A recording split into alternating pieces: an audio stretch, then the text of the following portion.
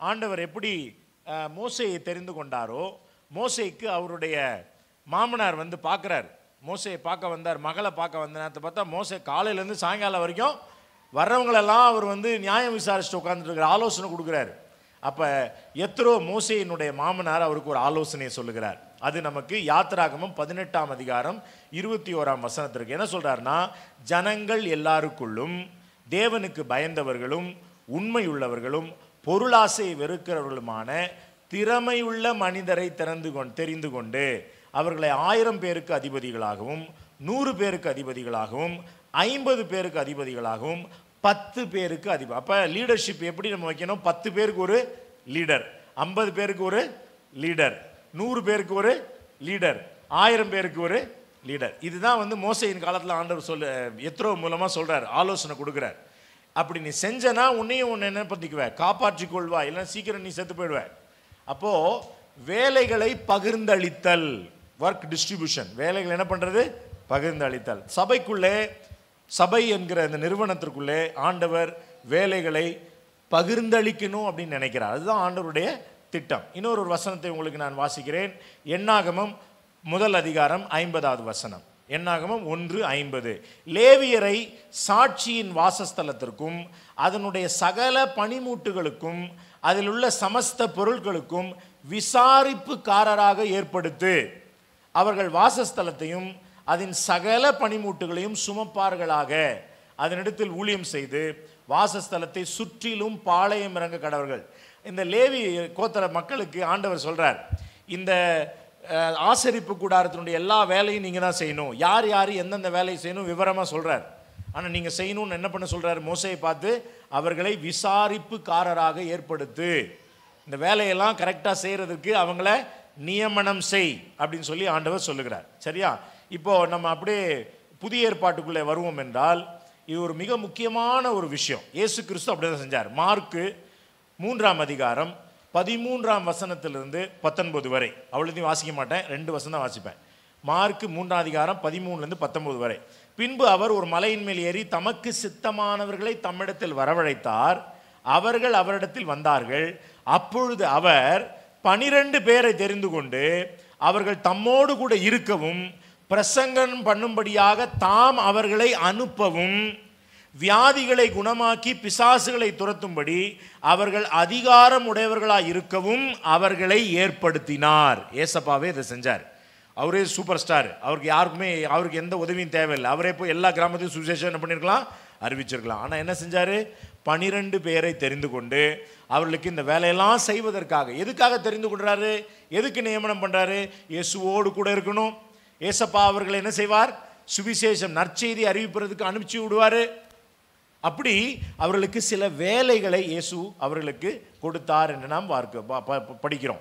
அப்போஸ்தலர் நடபடிகளில் 26ஆம் அதிகாரத்தில் அப்போஸ்தலனாகிய பவுலை குறித்து சொல்லப்பட்டிருக்கு. என்ன சொல்லி பாருங்க, 26:16. இப்பொழுது நீ எழுந்து கால் ஊன்றி நில்.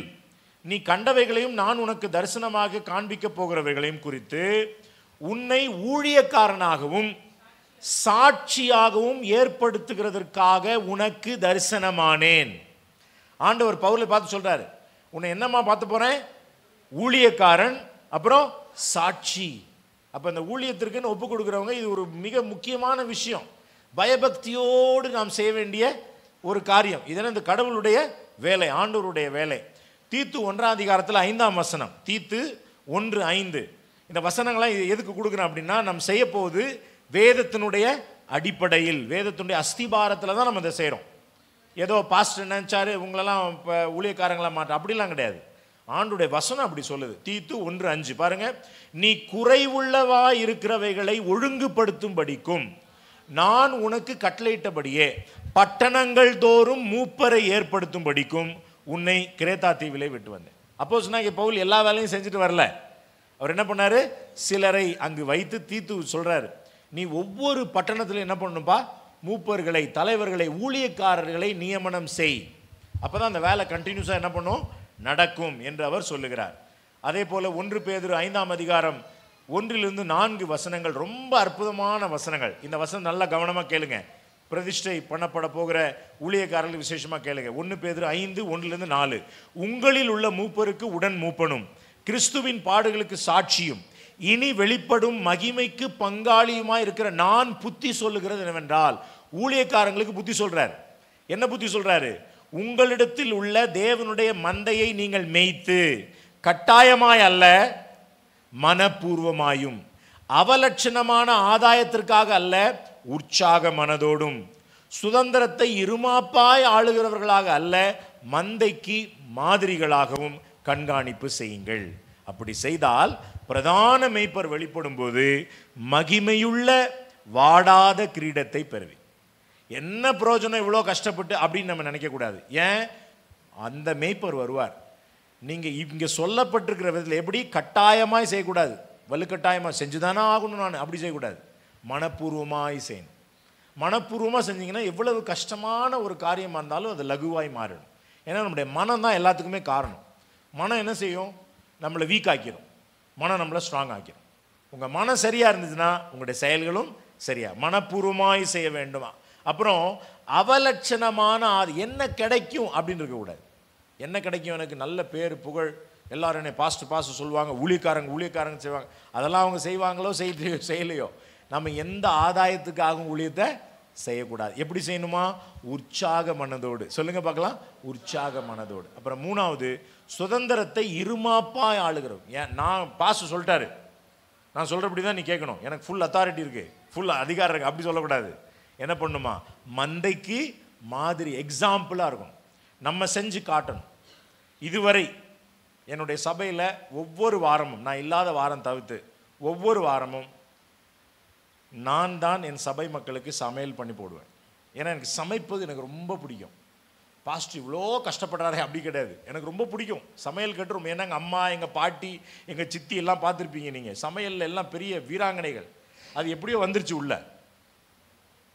அந்த சமையல் வந்து எனக்கு பயங்கர அட்ராக்ஷன். என்ன தான் நான் பிரசங்கம் பண்ணுறதா இருந்தாலும் நான் காலையில் எழுந்திரிச்சு முதல் சமையல் பண்ணிட்டு தான் போய் பிரசங்கமே பண்ணுவேன். அப்படி. அப்போ உங்கள் மனைவிலாம் சமையல் பண்ண மாட்டாங்களான்னு கேட்டுறாதீங்க. அவங்க தான் நமக்கு மெயின் பாடி கார்டு. பூண்டு உரி, அதரக் லசூன் பேஸ்ட், இஞ்சி பூண்டெல்லாம் பேஸ்ட் ஆக்கி கொடு, வெங்காயம் விட்டு, அதெல்லாம் அவங்க தான் செய்வாங்க. நம்ம அங்கே வெறும் செஃப் மாதிரி உட்காந்து கரண்டி ஆட்டுறதா வேலை. ஏன் உங்களுக்கு அப்படி சொல்கிறேன்னா, எந்த வேலையுமே தரக்குறைவான வேலைன்னு நம்ம நினைக்கக்கூடாது. ஊழியக்காரன் நம்ம செய்ய வந்துட்டோமா, பாசு சொல்கிறதுக்கு முன்னாடியே சபை நம்மிடத்தில் எதிர்பார்ப்பதற்கு முன்பாகவே நாம் என்ன ஆயிரணும்? முன்மாதிரிகளாக மாறி, நான் செஞ்சு காட்டுறேன், என் பின்னாடி மற்றவங்க என்ன செய்வாங்க? செய்வாங்க. இன்னொன்று கவனிங்க, சிறு பிள்ளைகள் உங்களை பார்த்துட்டே இருப்பாங்க. இந்த சபையில் இருக்கிறது சிறு பிள்ளைகள் உங்களை பார்த்துட்டே இருப்பாங்க. ஊழியக்காரங்களை பார்ப்பாங்க. ஓ, அந்த அண்ணா பாரு எப்படி கீபோர்டு வாசித்தார், நானும் வாசிப்பேன். அந்த அண்ணா உட்காந்து மிக்சரில் என்னமோ நோண்டிகிட்டே இருந்தார், நானும் என்ன பண்ணுவேன்? அது செய்வேன். அந்த அண்ணா வசனத்தை எப்படி அருமையாக பேசுகிறார், நானும் அப்படி செய்வேன். பார்த்தீங்களா? நீங்கள் முன்மாதிரிகளாக நான் ஒரு முன்மாதிரி, என்னை பார்க்குறான், என் பிள்ளை என்னை பார்க்குறான், என் சபையின் பிள்ளைகள் என்னை பார்க்கிறார்கள் அப்படின்ற ஒரு பாரத்தோடு கூட இதை செய்யுங்க. ஆத்தும பாரத்தோடு கூட, தாழ்மையோடு கூட இதை செய்யுங்க. கர்த்தர் உங்களோடு கூட வந்து உங்களை ஆசீர்வதிப்பார். இன்றைக்கு நம்ம செய்ய போகிற இந்த ஊழிய பிரதிஷ்டை 2 விதமான ஊழிய பிரதிஷ்டை. எப்படின்னு பார்த்தீங்கன்னா, ஒருத்தர் வந்து முழு நேர பணி. சரிங்களா? எந்திரிச்சு நில்லுங்க. உங்கள் பேர் தம்பி, அவர் பேர் சொல்லுப்பாங்க. ஃபுல் நேம் சொல்லுங்க. பிரதர் பிரவீன். சகோதரர் பிரவீன் அப்படின்னு இல்லைங்க, சகோதரர் பிரவீன் வந்து முழு நேர பணிக்காக தன்னை ஒப்பு கொடுத்துருக்கிறார். நான் கேள்விப்பட்டேன். என்னுடைய பெற்றோர் மிகுந்த ஜெபத்தோடு கூட இந்த தீர்மானத்தை நல்லா யோசித்து எடுத்துருக்கிறாங்க. அதுக்காக கர்த்தருக்கு ஸ்தோத்திரம். இது அவருடைய ஊழியத்தினுடைய ஃபர்ஸ்ட் ஸ்டெப். சரிங்களா? இந்த ஊழிய அர்ப்பணத்திலும் இந்த ஊழிய பிரதிஷ்டையிலும் 3 விதமான படிகள் இருக்குது, படிநிலை இருக்குது. ஏன் அது அப்படி வச்சுருக்கிறாங்க? எடுத்த உடனே ரெவரண்டு பெரிய அப்படின்லாம் கொடுக்காம கொஞ்சம் கொஞ்சமாக ஏன் கொடுக்குறாங்க? நமக்கு ஒரு காரியத்தில் என்ன செய்யணும்? நம்மை நாமே பயிற்றுவித்து கொள்ள வேண்டும். நமக்கு பயிற்சி வேண்டும், ட்ரைனிங் வேணும். தியரிட்டிக்கலாகவும் தெரியணும், ப்ராக்டிக்கலாகவும் தெரியணும். நம்ம வந்து ஒரு நல்ல super engineer, automobile engineer, gold medalist, அவர்கிட்ட நம்பி நீங்கள் வண்டியை கொடுப்பீங்களா? இல்லைனா மெக்கானிக் ஷாப் வச்சு 10 வருஷம் எக்ஸ்பீரியன்ஸாக இருக்கிறத கொடுப்பீங்களா? புது மெடிக்கலில் பேசுவோம், மெடிக்கல் பாஷை பேசுவோம். இப்போ தான் ஃப்ரெஷ்ஷாக மெடிக்கல் காலேஜ்லேருந்து வந்திருக்காரு, அவர்கிட்ட போவீங்களா? இல்லை ஒரு தாத்தாவாக உட்காந்துருப்பார் 50 வருஷமாக, அவர்கிட்ட போவீங்களா? அது அப்போ அந்த அனுபவம்ன்றது ஒரு முக்கியமான விஷயம் இல்லைங்களா? ஆகவே இளமையாக இருக்கும்போது எப்பயுமே நம்ம கொஞ்சம் தாழ்மையாக இருந்து நமக்கு முன்னாடி இருக்கிற 1 வருஷத்துக்கு முன்னாடி இருந்தால் கூட அவங்க நமக்கு சீனியர், அவங்கக்கிட்ட இருந்து என்ன கற்றுக்கொள்ளலாம், அப்படின்னு சொல்லி நீங்கள் ஒரு தாழ்மையுள்ள ஒரு டீச்சபிள் மைண்ட் வச்சிங்கன்னா ஆண்டவருக்காக நீங்கள் எழும்பி பிரகாசிப்பீங்க. சரிங்களா? அப்போ இது வந்து நம்ம செய்ய போகிற முதலாவது ஒரு பிரதிஷ்டை முழு நேர பணிக்கு. மற்ற 3 பேரும் அடுத்து அவங்கள நம்ம ஒவ்வொருத்தர் பேராக கூப்பிட்டு முன்னாடி அவங்கள வரவழைத்து அவர்களுக்காக நம்ம ஜெபிக்க போகிறோம். இவர்களுடைய சர்டிஃபிகேட்டும் வந்துருச்சு ஆக்சுவலி. ஸோ அந்த சர்டிஃபிகேட்டை நம்ம வந்து ஒரு தம்பி, அதாவது பிரவீனுக்கு மட்டும் நீங்கள் அதை கொடுக்க போகிறோம். மற்ற சர்டிஃபிகேட் உங்களுக்கு பாஸ்டர் வந்து சர்ச் சர்வீஸில் உங்களுக்கு கொடுப்பாங்க. ஏன்னா கொஞ்சம் நீங்கள் தாமதமாக சொன்னதுனால அந்த ப்ரொசீஜர் கொஞ்சம் லேட் ஆகிடுச்சு டைசஸ்லேருந்து வர்றதுக்கு. ஆனால் அது வந்துடும். பாஸ்டர் உங்களுக்கு அதை ஒரு ஞாயிற்றுக்கிழமை ஆராதனையில் உங்களுக்கு கொடுப்பாங்க. இப்போ நம்ம என்ன செய்ய போகிறோம் அப்படின்னா, பிரதர் பிரவீன், சகோதரர் பிரவீன் முன்னாடி வாங்க. அவரிடத்துல சில கேள்விகள் நான் கேட்பேன். அதுக்கு அவர் என்ன பதில் சொல்கிறாருன்னு பார்க்கலாம். சரியா? அவருடைய பெற்றோர் வந்திருக்கீங்களா? எழுந்து நில்லுங்க. பெற்றோர் எழுந்து நில்லுங்க. Very good. உங்களிடத்துல வெரி குட். நீங்கள் 2 பேரும் சேர்ந்து நின்னீங்கன்னா நல்லாயிருக்கும். ஏன்னா நான் இப்படி வைப்பர் மாதிரி பார்த்துட்டு இருக்க வேண்டியிருக்கோம். இல்லை, சேர்ந்து நில்லுங்க. வாங்க. ஓகே. பிரதர் பிரவீன், நீங்கள் ஆண்டவராக இயேசு கிறிஸ்துவை உங்களுடைய சொந்த ரட்சகராக ஏற்றுக்கொண்டிருக்கிறீங்களா? ஏற்றுக்கொண்டேன். Very good. இதெல்லாம் நீங்கள் ஏன் கேட்டுட்டு இருக்கீங்க? இது என்ன கல்யாணம் நடக்க போதா அப்படின்னு? கல்யாணத்தை விட ரொம்ப சூப்பருங்க இது. இது ரொம்ப முக்கியம். ஏன்னா நீங்கள் எல்லாம் யாரு? சாட்சிகள். இவர் சொல்கிறதுக்கு நீங்கள்லாம் யாரு? சாட்சி, விட்னஸ். அவர் என்ன சொல்லியிருக்காருன்னா, இயேசு கிறிஸ்துவை தன் சொந்த ரட்சகராக ஏற்றுக்கொண்டிருக்கிறார். 2வது, நீங்கள் மனப்பூர்வமாக உங்களை இந்த ஊழியத்துக்கு ஒப்பு கொடுத்துருக்கீங்களா? ஒப்பு கொடுத்துருக்கு. யாராவது உங்களை கட்டாயப்படுத்தினாங்களா? இல்லை இல்லை. அப்பா அம்மா அவங்கள சொன்னாங்க, டேய் உன்னை நாங்கள் இப்போ சின்ன வயசுலேயே உன்னை இப்போ அர்ப்பணிச்சிட்டோம், நீ போய் தான் ஆகணும், அப்படி ஏதாவது சொன்னாங்களா? இல்லை. மிரட்டல இல்லை உங்களை? இல்லைங்க. Very good. இது அவருடைய மனப்பூர்வமாக தானே இந்த காரியத்தில் தீர்மானம் எடுக்க ஆண்டவர் அவருக்கு உதவி செய்திருக்கிறார். 3வது மிக முக்கியமான கேள்வி. ஆண்டவருடைய வசனம் என்ன போட்டிருக்குன்னா, சூழ்நிலைகள்லாம் மாறும், எல்லாம் மாறலாம். ஆனால் ஒரு முறை நாம் கலப்பையில் கை வச்சுட்டு பின்னாடி திரும்பி பார்க்கக்கூடாது. அதாவது நாம் எடுக்கிற இந்த முடிவு நம்முடைய முடிவு பரியந்தம், அதாவது ஜீவன் பிரிகிற வரைக்கும் இதில் நீங்கள் உண்மையாக இருப்பீங்களா? இருப்பேன். ஆண்டவர் எனக்கு உதவி செய்வார். சொல்லுங்கள். ஆண்டவர் எனக்கு உதவி செய்வார். Very good. இப்போது அப்பா அம்மாட்ட ஒரு கேள்வி. நீங்கள் மனப்பூர்வமாக உங்களுடைய மகனை இந்த முழு நேர பணிக்குன்னு அர்ப்பணிச்சிருக்கிறீங்களா? சொல்லுங்கள், மைக்கில் சொல்லுங்கள். ஆமாம், அர்ப்பணிச்சிருக்கோம். சொல்லுங்கண்ணே. ஆமாம், அர்ப்பணிச்சு. Very good. உங்கள் மகனுக்காக தினந்தோறும் நீங்கள் ஜெபிப்பீங்களா? கண்டிப்பாக ஜெபிப்போம். கண்டிப்பாக ஜெபிப்பீங்க. நீங்கள் தினந்தோறும் அவரை உற்சாகப்படுத்துவீங்களா? கண்டிப்பாக பண்ணுவோம். அவர் ஏதாவது சின்ன தவறுகள் செஞ்சால் அவர் மேலே நீங்கள் வந்து என்னடா ஊழியக்காரன் அப்படின்னு பேசுவீங்களா? பேச மாட்டீங்களா? எல்லாரும் முன்னாடி கேட்டேன். ஏன்னா பிள்ளைகள் சோர்ந்து போகிறதுக்கு வாய்ப்பு இருக்குது. ஆனால் நம்முடைய பெற்றோர்கள் நமக்கு முதுகல் மாதிரின்னு ஒன்றும் ஆகாது, பிரச்சனை இல்லைடா, நான் உனக்காக ஜெபம் பண்ணுறேன், தைரியமாக செய், ஒன்றும் ஆகாது, கர்த்தர் உன்னோடு கொடுக்குறார், நாங்கள் ஜெபிக்கிறோம் அப்படின்னு சொல்லி நீங்கள் என்ன பண்ண போகிறீங்க? தினந்தோறும் ஜெபம். வாரத்துக்கு ஒரு நாள் என்ன, தினந்தோறும் நீங்கள் பிரவீன்காக என்ன பண்ணணும்? அவனுடைய ஊழியத்துக்காக ஜெபிக்கணும். இப்போ சபையார்கிட்ட ஒரு கேள்வி. சபையாரே, நீங்கள் வந்து பிரவீன், சகோதரர் பிரவீன்காக தினந்தோறும் ஜெபம் பண்ணுவீங்களா? பண்ண மாட்டீங்களா? சிலர் இப்படி இப்படி இப்படி தலையாட்டுறீங்க. பண்ண மாட்டோம். இல்லை, பண்ணுவோம். பண்ணுவோமா பண்ண மாட்டோமா அதுவும் தெரியல. நிச்சயமாக சபை இந்த ஊழியக்காரருக்காக ஜெபிக்க வேண்டும். நம்ம எல்லாரும் எழும்பி நின்று இந்த தம்பிக்கு நேராக கரங்களை நீட்டி முழங்கால் போடுங்கப்பா. ஹல்லேலூயா. எல்லாரும் சில நேரத்தில் ஆவியில் நிரம்பி ஓ ஹல்லேலூயா ரிதான பரதரப ஷபரதலரியாந்தர மலபா ஓ ஹல்லேலூயா ஓ ரிபா கதர மௌஷலோஷி ஹல்மஷ்மர ஹதீன தியந்தர ஆண்டவரே மக்கு ஸ்தோத்திரம். ஆண்டவர் உங்களை Turama malaradirania shantorine meruka turania shabalaratia siadurania. Glory to God. கர்த்தாவே, நீர் இந்த மகனை உமக்கென்று தாயின் கருவிலே உருவாவதற்கு முன்பாகவே நீர் பெயர் சொல்லி அழைத்து ஏற்ற வேளையில் உமக்காக நீங்கள் பிரித்தெடுத்திருப்பதற்காக நன்றி. இந்த நாளில் இந்த மகன் மேற்கொண்டிருக்கிறதான அந்த இருதயத்தில் எடுத்திருக்கிற அந்த தீர்மானத்தில் இறுதி வரை நிலைத்திருக்க கர்த்தருடைய கிருபை போதுமானதாக இருப்பதற்காக நன்றி.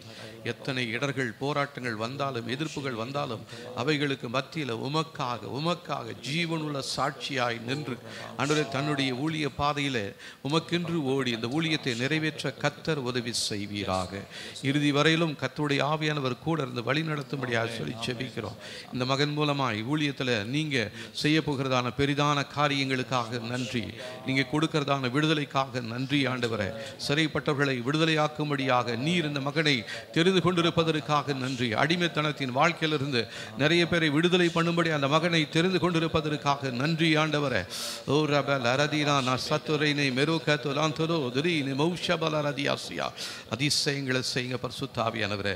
இந்த மகனுடைய சகல தேவைகளை நீங்கள் சந்தித்து நல்ல தீர்க்காயுசை கொடுத்து நல்ல சுகத்தையும் பலத்தையும் கொடுத்து உமக்காக ஓட கர்த்தர் உதவி செய்யுங்க. இவன் மூலமாய் வருகிற எல்லா மகிமையும் இயேசுராஜா ஒருவருக்கே நாங்கள் செலுத்துகிறோம். இயேசுவின் நாமத்தில் பிதாவே, ஆமென். பிதா குமாரன் பரிசுத்தாவின் நாமத்தினாலே பிரவீன் உங்களை இந்த சபையின் ஒரு உடன் ஊழியராக அபிஷேகித்து இந்த நாள் முதற்கொண்டு கர்த்தருடைய ஆவியானவர் விசேஷமாய் உங்கள் மேல் தங்கி தேவனுடைய ஊழியக்காரர்களுக்கு அடங்கி ஆலோசனைகளை கேட்டு கர்த்தருடைய நாமத்தை மகிமைப்படுத்தும்படி உங்களை அபிஷேகம் செய்கிறேன். ஆமென், ஆமென், ஆமென். Praise the Lord. Praise the Lord. God bless you. இருங்க அப்படியே நில்லுங்க.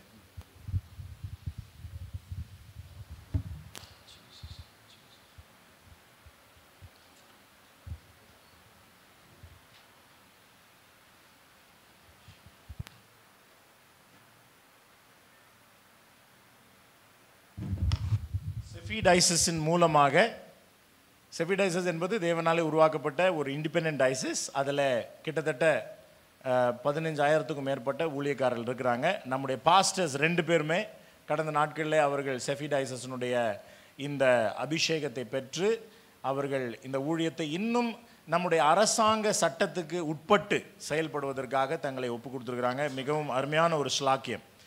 இவருக்கு அருமையான சகோதரன் பிரவீனுக்கு வந்து சர்டிஃபிகேட் ஆஃப் இவாஞ்சலிஸ்ட் ஆர்டினேஷன் என்கிற அவருக்கு ஒரு சுவிசேஷ பணியை செய்யக்கூடிய ஒரு ஆர்டினேஷனை அவர்களுக்கு கொடுத்து சிமர்னா சபையினுடைய ஒரு சுவிசேஷ ஊழியராக gospel minister of Smyrna church located at Salem, Tamil Nadu என்று சொல்லி அவருக்கு இந்த பட்டத்தை அளிக்கிறோம். இதில் என்ன கொடுத்துருக்காங்கன்னா, has given the proof of divine calling and gifts for ministering to the gospel of our Lord and Savior Jesus Christ and has dedicated to the said calling according to the word of God.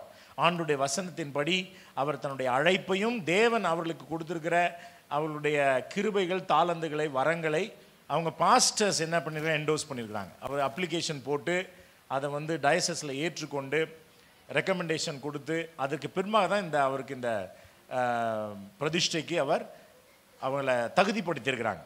So இதன் மூலமாக அவர் இந்தியாவில் எங்கே வேணால் போய் அவர் சுவிசேஷம் சொல்லலாம். இது சட்டப்பூர்வமாக சட்ட அடிப்படையிலே கிடைக்கிற ஒரு அதிகாரம். இங்கே பார்த்தீங்கன்னா செஃபிடைசஸ் அப்படி போட்டிருக்கு, இல்லை கவர்மெண்ட் ரெஜிஸ்ட்ரேஷன் நம்பர் எல்லாம் அதில் இருக்குது. இந்தியா முழுவதிலும் மற்றும் 8 நாடுகளில் செஃபிடைசஸ் இருக்கிறது. அங்கே இந்த சர்டிஃபிகேட்டை பயன்படுத்தி நிறைய பேர் ஊழியங்களை செய்கிறாங்க. அடுத்து ஒரு முக்கியமான சர்டிஃபிகேட் அவர் கொடுக்குறாங்க. அப்படி என்னென்னா, இவர் வேதாகமத்தை போதிக்கக்கூடிய அறிவுள்ளவர், தகுதியுடையவர் அப்படின்றதுக்காக டிப்ளமோ இன் தியாலஜி அவர் கொடுக்குறாங்க. ஒரு டிப்ளமோ, ஒரு பட்டப்படிப்பை அவருக்கு இப்போ சர்டிஃபிகேட்டாக கொடுக்குறாங்க. ஆனால் அவர் பிடிஎஸ் படிச்சுட்டு இருக்கீங்களா? பிடிஎஸ் முடிச்சிருவார். டிப்ளமோ அவ்வளோ அதுக்கப்புறம் வேல்யூ கிடையாது. ஆனால் ஒரு துவக்கத்துக்காக, ஒரு உற்சாகத்துக்காக இந்த சர்டிஃபிகேட்டை வச்சு அவர் எங்கே வேணாலும் என்ன பண்ணலாம், பைபிள்லேருந்து நீங்கள் பிரசங்கிக்கலாம். வேறு எதுவும் பேசக்கூடாது, பொலிட்டிக்ஸ்லாம் பேசக்கூடாது. பைபிள் இவர் படித்து கொடுக்கறதுக்கு, சொல்லிக் கொடுப்பதற்கு இவர் தகுதியுடையவர் அப்படின்றதுக்கு இந்த சர்டிஃபிகேட் இருக்குங்க. அது மாத்திரமல்ல, இதோடு கூட சேர்ந்து அவருக்கு ஐடி கார்டு இருக்குது. அவர் இந்த டைசஸில் இணைந்திருக்கிறார் என்பதற்கு 2 ஐடி கார்டு கொடுத்துருக்காங்க. என்ன ஐடி கார்டு கொடுத்துருக்காங்க அப்படின்னு பார்த்தீங்கன்னா, இந்த ஐடி கார்டை அவர் எங்கே வேணால் கவர்மெண்ட் ஆஃபீஸில் காட்டலாம். இது 100% கவர்மெண்ட் வேலிட் கார்டு. இது சும்மா ஏதோ விசிட்டிங் கார்டு மாதிரி நினச்சிட போகிறீங்க. இது ரொம்ப முக்கியமான கார்டு. இதில் என்ன போட்டிருக்கு அப்படின்னா, இவர் செஃபிடைசஸினுடைய இவாஞ்சலிஸ்டாக இந்த சபை கீழிருந்து தன்னுடைய பாஸ்டர்ஸ் கீழே வந்து என்ன செய்யணும், அவர் ஊழியர் செய்யலாம். சரியா? இவாஞ்சலிஸ்டுக்கு என்னென்னலாம் செய்யலாம் அப்படின்னு இருக்கு. அதாவது கிறிஸ்தவ விதிமுறை சிலதெல்லாம் இருக்குது இல்லைங்களா, நம்ம வந்து கர்த்தருடைய பந்தி இருக்குது, ஞானஸ்தானம் இருக்குது, அந்த மாதிரியான சடங்குகள், விதிகள் எல்லாம் அவர் வந்து செய்ய முடியாது. அவர் பாஸ்டருக்கு கீழே இருந்து அசிஸ்ட் பண்ணலாம். அந்த வேலை எல்லாத்தையும் என்ன பண்ணலாம், பாஸ்டர் சொல்கிறபடி நீங்கள் அசிஸ்ட் பண்ணலாம். ஆனால் இன்னும் வந்து கர்த்தருடைய பந்தியை பரிமாறுவது, இப்படிப்பட்ட காரியங்களுக்கெல்லாம் இன்னும் ஒரு படி நீங்கள் வளர்ந்து வரணும். அதுக்காக இன்னொரு முக்கியமான 4வது விஷயம் என்னன்னு பார்த்தீங்கன்னா, all India human rights council, அதாவது மனித உரிமை அந்த இயக்கத்தினுடைய ஒரு அங்கத்தினராக அவர் இன்றிலிருந்து அவருக்கு அந்த பொறுப்பு கிடைக்க, அங்கத்தினருடைய வாய்ப்பு கிடைக்கிறது. இதன் மூலமாக அவர் சட்டங்களை எல்லாம் தெரிந்து கொண்டு தனக்கும் தன் சபைக்கு மாத்திரமல்ல, எந்த இடத்துலையுமே சட்ட மீறுதலோ இல்லைன்னா மனித உரிமை மீறல் நடக்கிற இடத்துல அவர்களுக்காக போய் என்ன பண்ணலாம், வாதாடலாம், பேசலாம். சரி, நீங்கள் வக்கீல் கிடையாது, ஆனால் உங்களுக்கு ஹியூமன் ரைட்ஸ் மெம்பர் இருக்கனால எந்த இடத்துலையும் இந்த கார்டை நீங்கள் வந்து ஞானமாக பயன்படுத்துங்க. ஓகே, சரி. இப்போ இந்த சர்டிஃபிகேட்ஸ் எல்லாம் நம்ம இஷ்யூ பண்ண போகிறோம்.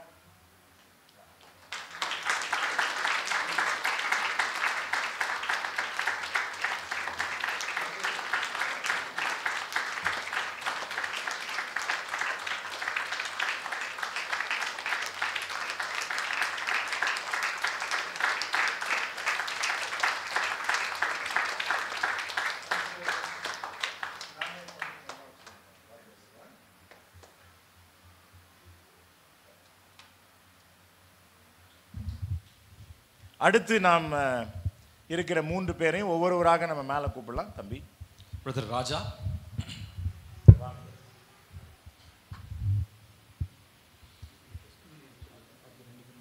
கூப்பிடலாம். ஆமாம், ஒரே நேரத்தில் பேசுகிறேன்.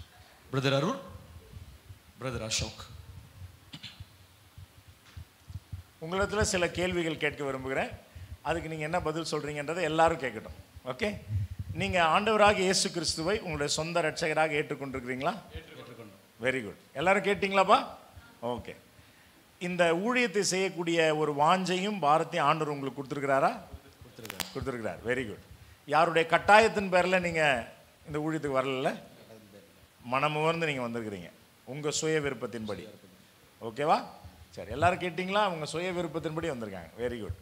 உங்களுக்கு உங்கள் போதகர் மூலமாக கொடுக்கப்பட்டிருக்கிற இந்த ஊழியத்தை நீங்கள் சரியாக செய்து, இந்த ஊழியம் ஒரே மாதிரி இருக்கு. இப்போ சண்டே ஸ்கூல் பார்த்துட்டிங்கன்னா சண்டே ஸ்கூலே பார்த்துட்டு அப்படி இருக்காது. ஊழியர் உங்களுக்கு, பாஸ்டர் உங்களுக்கு புது புது பொறுப்புகளை கொடுத்துட்டே போவாங்க.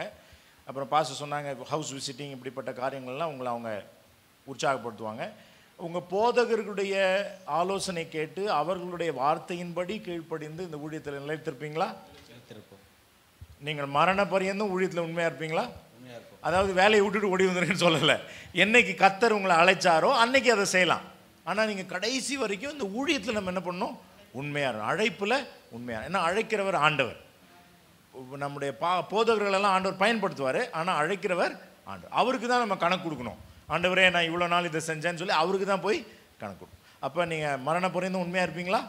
Price the Lord. இப்போ நம்ம வசனத்தின்படியும் அவர்களுடைய வாழ்க்கையின் அவர்கள் சொன்ன வாக்கு மூலத்தின்படியும் இப்போ நம்ம அவர்களுக்காக ஜெபிக்க போகிறோம்.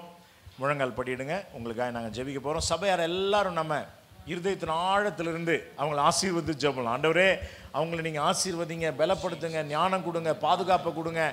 அவங்களுக்கு எந்த விதமான பாவ காரியங்களில் ஈடுபடாதபடி கர்த்தர் காத்துக்கொள்ளுங்க. பரிசுத்தமாக இருக்க உதவி செய்யுங்க.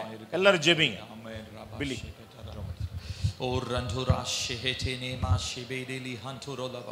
கர்த்தருடைய ஆவியானவரே, அப்பா நீர் இந்த நாளிலே அப்பா உம்முடைய பிள்ளைகளுடைய வாழ்க்கையில அப்பா நீங்க உம்முடைய அழைப்பை உறுதிப்படுத்தும்படி, உம்முடைய ஆண்டவரை தெரிந்து கொள்ளுதலை உறுதிப்படுத்தும்படி நீர் உம்முடைய பிள்ளைகளுக்கு தந்திருக்கிற இந்த அழைப்பை ஏற்ற காலங்களிலே இவர்கள் புரிந்து கொள்ளவும், ஏற்ற காலங்களிலே அதை குறித்ததான ஒரு தெளிவை நீர் இவர்களுக்கு தரவும் கர்த்தர் சித்தமுள்ளவராய் ஆனீரே. அதற்காக நாங்கள் இப்பொழுது நன்றி சொல்லுகிறோம் ராஜா. இப்பொழுதும் நாங்கள் ஊழியக்காரர்களாய், உம்முடைய வேலைக்காரர்களாய் அப்பா, உம்முடைய பிள்ளைகளாய் சபையாய் இணைந்து அப்பா உம்முடைய கனமான ஊழியத்தை செய்யும்படி அப்பா தங்களுடைய வாழ்க்கையை ஒப்பு கொடுக்கிறதான இந்த பிள்ளைகள் மேலே உம்முடைய விசேஷித்த கிருபை இந்த நாட்களிலே தங்கும்படியாக இயேசுவின் நாமத்தினாலே நாங்கள் ஜெபிக்கிறோம் ராஜா. அப்பா நீங்க அப்பா தெரிந்து கொண்டதான இந்த அந்த மனிதர்கள், இந்த ஊழியக்காரங்க உங்க நாம மகிமைக்காக எழும்பி நின்று உம்முடைய ராஜ்யத்திற்கு பிரதிநிதிகளாக அப்பா நீங்க அழைக்கிற இடத்திற்கு சென்று உம்முடைய நாமத்தை மகிமைப்படுத்தி உங்க ராஜ்யத்தை கட்டுகிற ஒரு மேன்மையான பொறுப்பை நீர் தந்திருக்கிறீரே, அதற்காக உமக்கு ஸ்தோத்திரம். அப்பா உலக பிரகாரமான வேலையை நீங்க தந்திருந்தாலும் அதற்கு மத்தியிலே உம்முடைய ராஜ்யத்தை ஆண்டவரே அவர்கள் முதன்மைப்படுத்தி அப்பா அதற்காகவே தங்களுடைய ஜீவனை அப்பா அவர்கள் கொடுத்து முழுமையுமாய் தங்களுடைய வாழ்க்கை முழுவதுமாய் குடும்பம் முழுவதுமாய் உமக்கே அர்ப்பணி அர்ப்பணித்து அப்பா இந்த காரியங்களில் செய்யும்படியாக அவர்கள் எடுத்திருக்கிற இந்த தீர்மானத்திலே இவர்கள் மரண பரியந்தம் உண்மை உள்ளவர்களாய் இருக்க அப்பா குடும்பமாய் அப்பா அவர்கள் ஆண்டவரே சபைக்கும் சமுதாயத்திற்கும் சாட்சி உள்ளவர்களாய் இருக்க தேவனுடைய அழைப்பின்படி அப்பா நீங்க ஒவ்வொரு தருணங்களிலும் ஒவ்வொரு காலங்களிலும் அவர்களை வழிநடத்துகிற எல்லா பாதைகளிலும் விட்டு கொடுத்து இணக்கமுள்ள இருதயம் உள்ளவர்களாகி அப்பா சகல விதமான கடினத்தன்மைகள் பிசாசுடைய தாக்கங்கள் உலகத்தினுடைய மாயையிலிருந்து தங்களை பரிசுத்தமாய் காத்துக்கொண்டு வருகிற நாட்களிலே கனமான உம்முடைய ஊழியத்தை செய்வதற்கு கர்த்தாவே நீர் இந்த 3 சகோதரர்களையும் நீர் இந்த நாளிலே அப்பா நீர் அபிஷேகித்து அப்பா நீர் வழிநடத்த நீர் போதுமானவராய் இருக்கிறீர் அப்பா நாங்கள் அப்பா உம்முடைய ஊழியக்காரர்களாய் சபை மக்களாகி இந்த நாளிலே எங்களுடைய கரங்களை நீட்டி இந்த நாளிலே அப்பா அருமையான சகோதரர்கள் மேலே உம்முடைய விசேஷித்த அபிஷேகமும் அப்பா உம்முடைய கிருபையும் தங்கும்படியாக பிதா குமாரன் பரிசுத்த ஆவியின் நாமத்தினாலே நாங்கள் ஜெபிக்கிறோம். கர்த்தர் ஆளுகை செய்து உம்முடைய பிள்ளைகளை சாட்சியாய் நிறுத்துவீராக. நீர் மாத்திரம் உயர்ந்திருப்பீராக.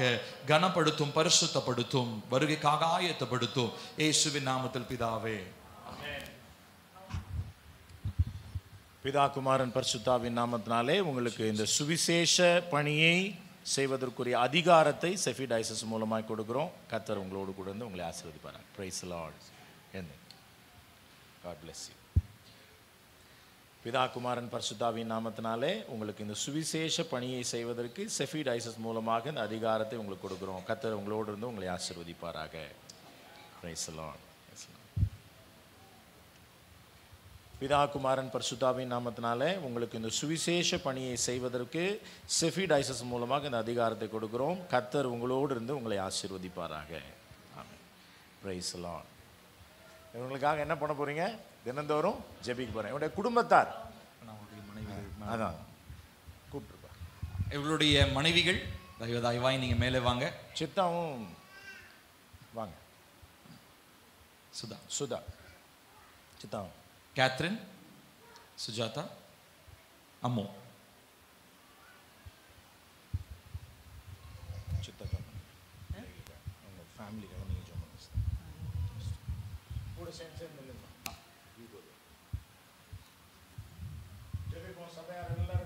ஹல்லேலூயா. Price the Lord. ஹல்லேலூயா. நமக்கு ஸ்தோத்திரம் ஆண்டவரே. நமக்கு நன்றி அப்பா. இந்த 3 குடும்பங்களையும் கர்த்தர் நீங்கள் தெரிந்து கொண்டிருக்கிறீர். உன்னதமான அழைப்பை நீங்கள் அவங்களுக்கு கொடுத்து குடும்பமாய் ஆண்டவரே நீங்கள் உங்களுடைய ஊழியத்தை செய்யும்படியாக அவங்களை நீங்கள் அழைத்திருக்கிறீர். அந்த அழைப்பை ஏற்று அவங்க அர்ப்பணித்திருக்கிறாங்க ஆண்டவரே. அதை தொடர்ந்து செய்யும்படியாக உங்களுடைய கிருபையும் விசேஷித்த ஞானமும் உங்களுடைய வரங்களினாலே வல்லமை வரங்களினாலே நீங்கள் அவர்களை நிறைத்தருளுவீராக. எல்லா விதத்திலும் ஆண்டவரே இயேசு கிறிஸ்து இந்த பரலோக ராஜ்யத்திற்கு ஆண்டவரே அவர்கள் ஊழியக்காரர்களாய் செயல்படும்படியாக நீங்கள் அவங்களை எடுத்து பிரயோஜனப்படுத்துங்க. தேவனுடைய சபைக்கும் அவங்க எல்லா காரியங்களுக்கும் உறுதுணையாக இருந்து ஊழியத்தை நிறைவேற்றுவார்களாக என்று சொல்லி நாங்கள் ஜெபிக்கிறோம். அதை கடந்து வரக்கூடிய கிருபையை ஞானத்தை நீங்கள் அவர்களுக்கு தருவீராக, ஆசீர்வதிப்பீராக. இயேசுவின் நாமத்தில் பிதாவே. ஆமென். ஒரு பாட்டு, ஒரு சின்ன கோரஸ்.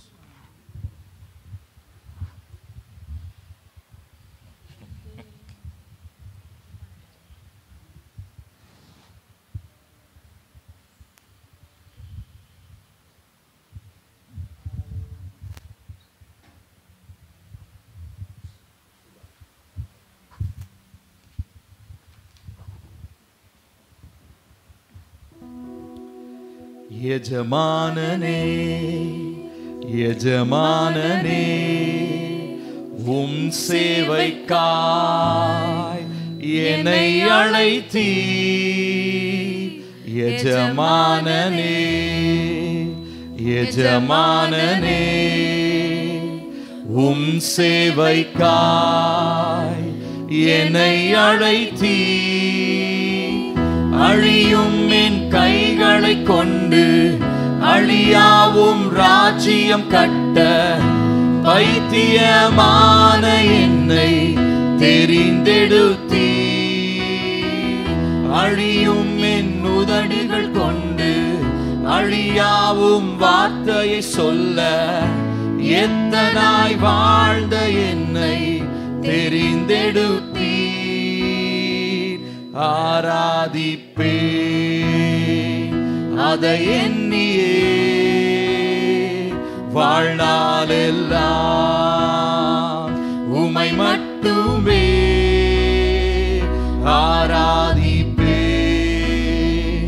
அதை எண்ணியே வாழ்நாளெல்லாம் உமை மட்டுமே ஆராதிப்பே, ஆராதிப்பே, ஆராதிப்பே, ஆராதிப்பே, ஆராதிப்பே, ஆராதிப்பே, ஆராதிப்பே, ஆராதிப்பே. என்னில் என்ன நன்மை கண்டீர், என்னை அழைத்து உயர்த்தி வைத்தீர். என்னில் என்ன நன்மை கண்டீர், என்னை அழைத்து உயர்த்தி வைத்தீர். அழியும் என் கைகளை கொண்டு அழியாவும் ராஜ்யம் கட்ட பைத்தியமான என்னை தெரிந்தெடுத்தீர். அழியும் என் உதடுகள் கொண்டு அழியாவும் வார்த்தையை சொல்ல எத்தனாய் வாழ்ந்த என்னை தெரிந்தெடுத்தீர். ஆராதிப்பே, அதை எண்ணியே வாழ்நாளெல்லாம் உமை மட்டுமே ஆராதிப்பே, அதை எண்ணியே வாழ்நாளெல்லாம் உமை மட்டுமே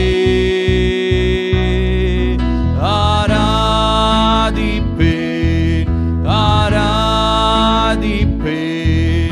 ஆராதிப்பேன், ஆராதிப்பேன், ஆராதிப்பேன், ஆராதிப்பேன், ஆராதிப்பேன், ஆராதிப்பேன்.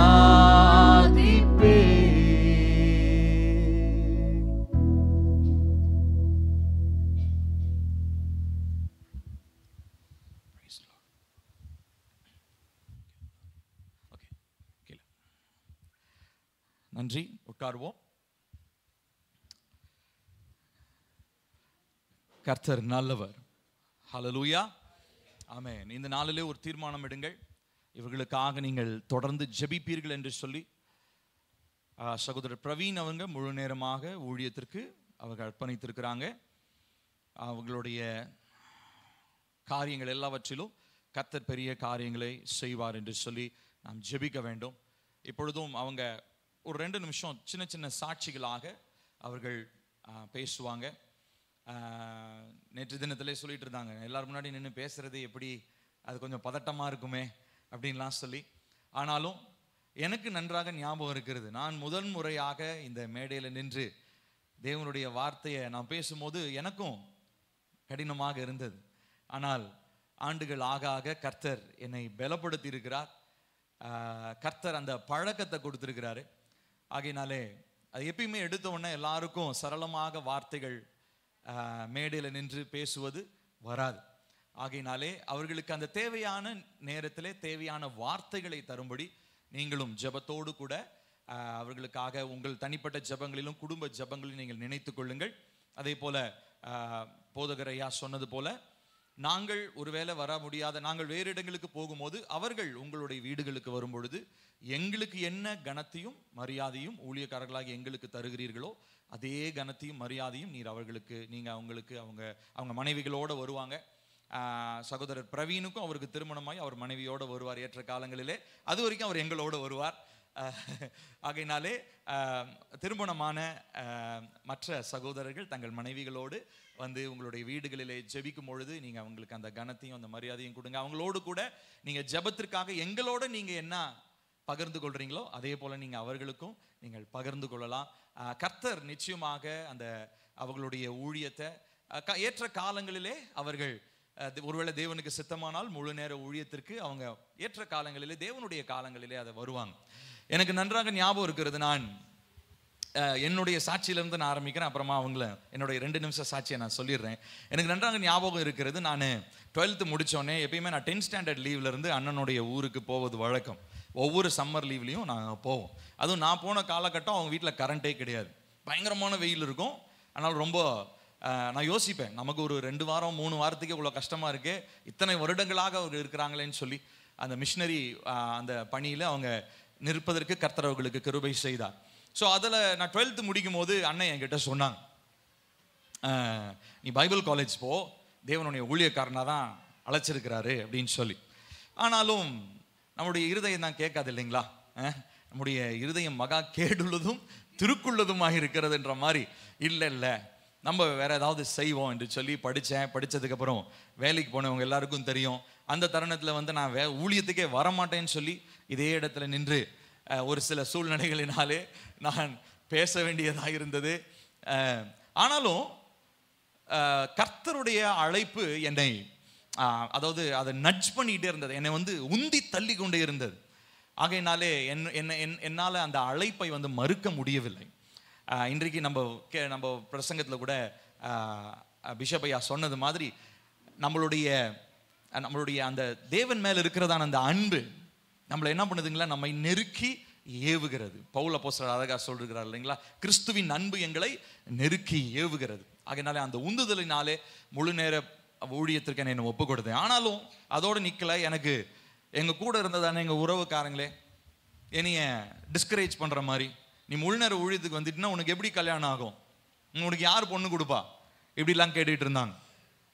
ஆனால் எந்த சொந்தக்காரர் அப்படி பொண்ணு கொடுக்க மாட்டாங்க, ஊழியத்துக்கு வா அப்படின்னு சொல்லி எனக்கு நல்லா ஞாபகம் இருக்குது. அதையும் நான் சொல்ல ஆசைப்படுறேன். அப்போது அவர் சொன்ன உடனே நான் என்ன பண்ணேன், திரும்ப என்னுடைய பழைய சர்டிஃபிகேட்லாம் எடுத்து தூசி தட்டி நான் திரும்ப வேலைக்கு போகணும் அப்படின்னு சொல்லி நான் ரெடி பண்ணிகிட்டு இருக்கும்போது செல்வினா திடீர்னு அங்கே நார்த்தில் இருந்தால் ஒரு இந்த பக்கம் கேரளா சைடு ஏதோ போகும்போது அவர் சொன்னார், நான் உன்னை ஸ்டேஷனில் பார்க்கணும் வாப்பா அப்படின்னார். இது சரி, ஒரு 5 நிமிஷம் தான் ட்ரெயின் நிற்கும். அப்போது போய் பார்க்கும்போது அவர் நார்மலாக பேசிட்டு போகும்போது இதே வார்த்தையை சொன்னார், கலப்பையில் கை வைத்தவன் பின்னிட்டு திரும்பி பார்க்கக்கூடாது. அப்போது அவருக்கு தெரியாது ஏன் அவர் சொன்னார்னு, அவருக்கு தெரியாது, தேவன் சொன்னதை அவர் சொன்னார். ஆனால் எனக்கு மட்டும் தான் தெரியும், நான் சர்டிஃபிகேட்லாம் ரெடி பண்ணி திரும்ப வேலைக்கு போகணும்னு சொல்லி ஆயத்தப்படுத்தி கொண்டிருந்தேன். இப்போ நம்ம பேதுரு இருக்கார் இல்லைங்களா, ஆண்டவராக இயேசு கிறிஸ்து, அவர் உயிர் தெழுந்து அவர் எங்கே இருக்கிறாருன்னு தெரியல. இப்போ அதனால் திரும்ப பழையபடி படகுகள்லாம் எடுத்துகிட்டு என்ன பண்ண ஆரம்பிச்சிட்டார், அவர் மீன் பிடிக்க போன மாதிரி நான் என்னுடைய சர்டிஃபிகேட்டை எடுத்து என்னுடைய வேலையை நான் செய்ய ஆரம்பித்தேன். ஆனால் கர்த்தர் உணர்த்தினார். அதுக்கப்புறம் எந்த சொந்தக்காரங்க உனக்கு பொண்ணு கிடைக்காதுன்னு சொன்னாங்களோ அதே மனிதர் அந்த சொந்தக்காரங்க மூலமாக ஆண்டவர் சுதாவோட ப்ரொஃபைலை கொண்டு வந்தார். ஸோ ஆகையினாலே அது தேவனுக்கு நான் நன்றி சொல்லுவேன், தேவன் நல்லவர். ஆகையினாலே நான் பிரவீன் முழு நேர ஊழியத்துக்கு கமிட் ஆகும் போது என்னுடைய வாழ்க்கையிலிருந்தே நான் நிறைய அவனுக்கு நான் சொன்னேன். அப்போது நான் இன்னுமே என்னுடைய நான் வேலை செய்ததான அந்த ஆண்டுகள் கிட்டத்தட்ட ஒரு 6 வருடம் நான் அந்த ஐடி ஃபீல்டில் நான் கம்பெனியில் இன்ஃபோசிஸ்லையும் டிசிஎஸில் ஒர்க் பண்ணிட்டு இருந்தேன். அப்போ நான் இன்னும் சொல்லுவேன், நான் பிரவீன்கிட்ட நான் அடிக்கடி சொல்கிற ஒரு காரியம் என்ன அப்படின்னா, நான் 30 வயசில் செய்ய வேண்டிய ஊழியத்தை 36 வயசில் செய்து கொண்டிருந்தேன். ஏன்னா 6 வருஷம் நான் என்ன பண்ணிட்டேன், வேஸ்ட் பண்ணிட்டேன். ஸோ ஆகையினாலே கர்த்தர் அழைப்பு வரும் பொழுது அதை தயவு செஞ்சு மறுக்காது, அதை உடனே செஞ்சிரு. ஏன்னா தேவனுடைய வருகை நாட்கள் சமீபமாக இருக்கிறது, அழிந்து கொண்டிருக்கிற ஆத்துமாக்கள் அதிகமாக இருக்கிறாங்க. ஆகையினாலே அதற்கான காரியங்கள் நம்ம துரிதமாய் செயல்பட வேண்டியது அவசியமாக இருந்தது. அடுத்த சகோதரர்கள் அவங்களும் சொல்லுவாங்க, அவங்களுக்கும் இந்த தீர்மானம் எடுக்கிறது ரொம்ப கடினமான ஒரு காரியமாக இருந்தது. ஏன்னா வாழ்நாள் முழுவதும் நம்ம தேவனுக்காக நம்ம எல்லாரும் இருப்போம். ஆனால் அது ஒரு பொருத்தனையாக எல்லாரும் முன்னாடி செஞ்சு செய்யறதுன்றது அது ஒரு விசேஷித்த ஒரு காரியம், அது ஒரு விசேஷித்த கிருபை நமக்கு தேவனிடத்திலிருந்து வேண்டும். ஆகையினாலே அவர்களுக்கும் நான் அதை தான் சொல்லி நாங்கள் உற்சாகப்படுத்தினோம், இந்த காரியங்களில் கர்த்தர் நிச்சயமாக செய்வார் என்று சொல்லி. ஆகையினாலே நான் உங்களுக்கு முன்பதாக முழு நேர ஊழியத்துக்கு வரமாட்டேன்னு சொல்லி முழு நேர ஊழியனாய் வந்த ஒரு மனிதனை மேடையில் நீங்கள் பார்க்குறீங்க, ஊழியக்காரனாக பார்க்குறீங்க. ஆகையினாலே என்னை தேவன் எடுத்து பயன்படுத்த முடியும் என்று சொன்னால், அது உண்மை என்று சொன்னால், இந்த நாளிலே ஒப்பு கொடுத்து தங்களுடைய வாழ்க்கையை கர்த்தருக்காக அர்ப்பணித்திருக்கிற அருமையான சகோதரர்களையும் அவர்கள் மனைவிகளையும் பிரவீனுடைய வரப்போகிறதான அவருடைய மனைவியையும் குடும்பத்தோடு இணைத்து கர்த்தர் ஊழியத்தை செய்ய வைக்க கர்த்தர் உண்மை உள்ளவராக இருக்கிறார். ஹல்லேலூயா. கர்த்தர் நாம மாத்திரம் மகிமை அடைவதாக. இப்போது முதலாவது பிரவீன், அதுக்கப்புறமா வரிசையா ஒவ்வொரு சகோதரர் அவர் சுருக்கமாக தங்களுடைய சாட்சியை பகிர்ந்து கொள்வாங்க.